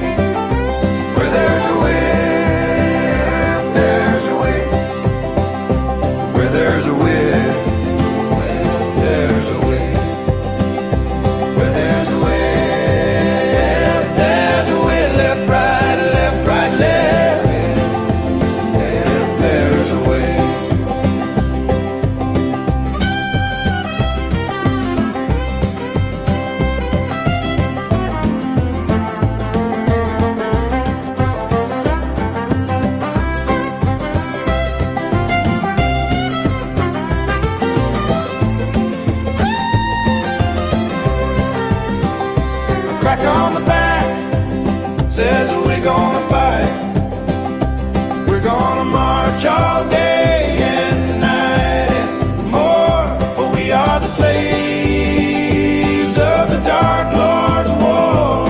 There's a way, there's a way. Where there's a will, there's a way.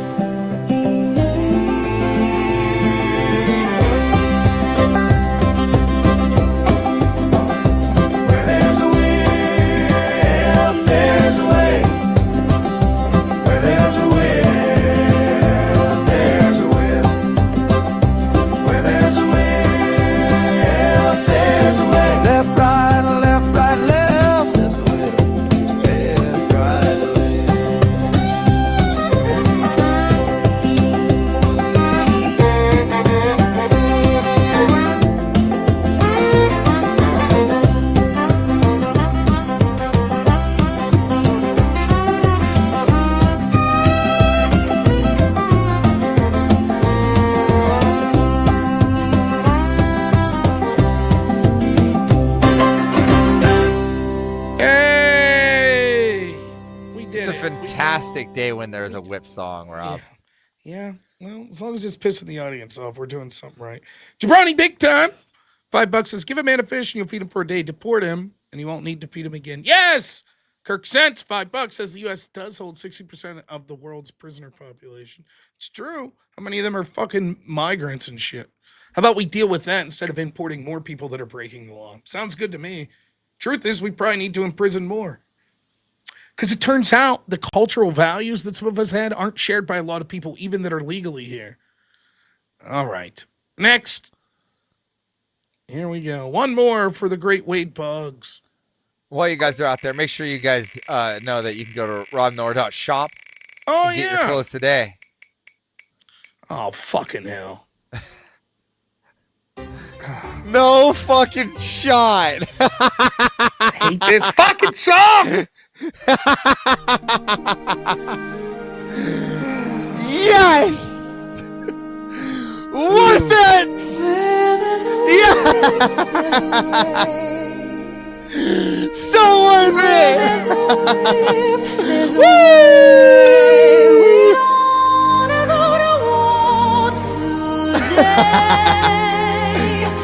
Dance with me, Rob! Dance! Throw your arms in the air! Like this! Like this!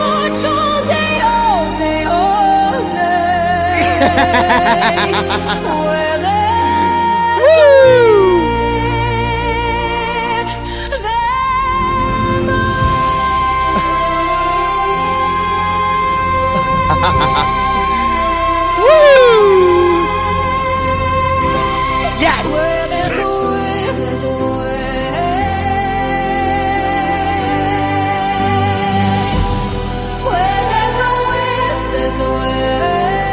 Of course it gives us Disney! Oh, dance!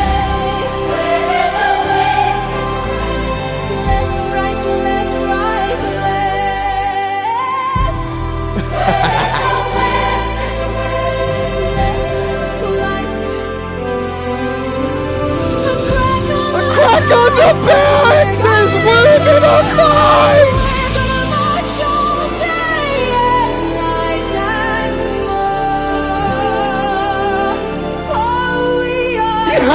Yes! Yes! The wheel loved us today! It loved us, Chad!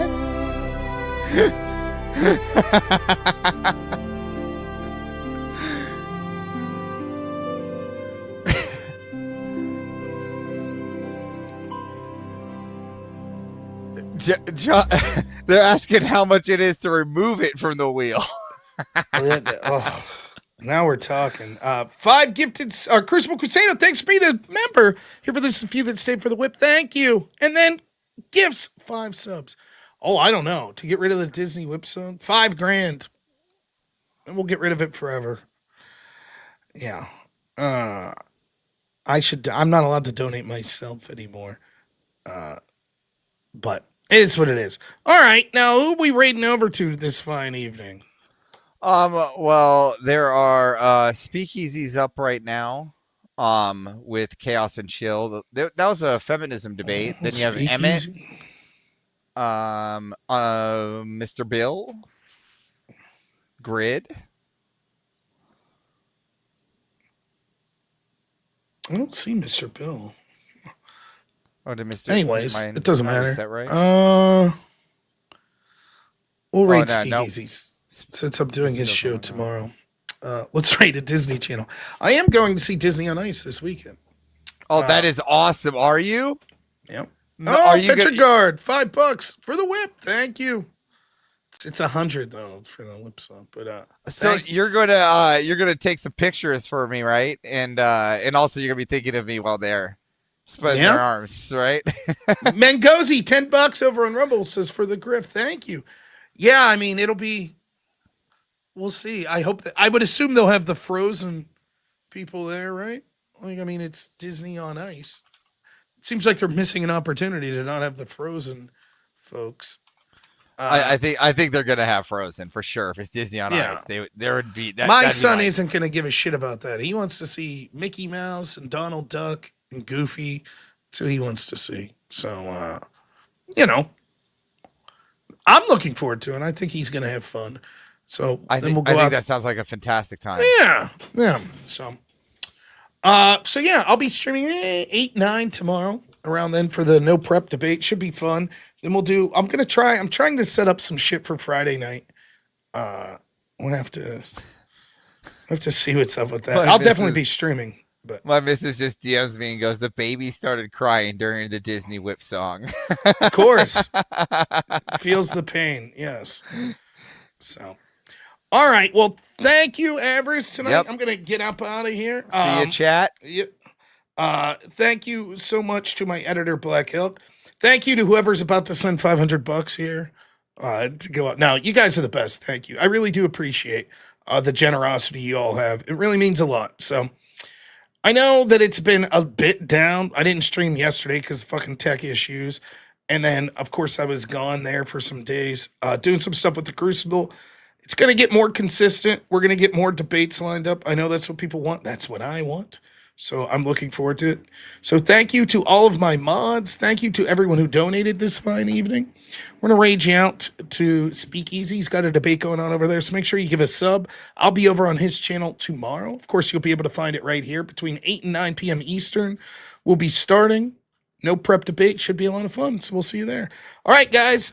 Thanks so much. I want you to take a moment and think about the memory of Charlie Kirk, how they killed him, celebrated his death, and what that shows about the people that we're up against and just how evil they could be. Say a prayer for him and his family. Just take a minute to think of him during the outro. Thanks so much, everyone. We'll see you all tomorrow. As always, have a good one. Only in America is it possible to say, you know what, I don't like the way the country is going, and to do something about it. Take that risk. Take that leap of faith. Stay involved. Trust God and act obediently. Romans 12:2 verse, that God will use all things for good for those who love him. It's bigger than you. I want you to remember that. It is bigger than you. It's bigger than me. You are here to make somebody else's life better, the pursuit of liberty and freedom. You know what gives me strength? The hundreds of thousands of you that say, Charlie, keep going. 1 Corinthians 5 and 15. So that's all pretty amazing evidence, not just intra-biblical evidence, but extra-biblical evidence that Jesus Christ was a real person. He lived a perfect life. He was crucified, died, and rose on the third day, and he is Lord and God of all.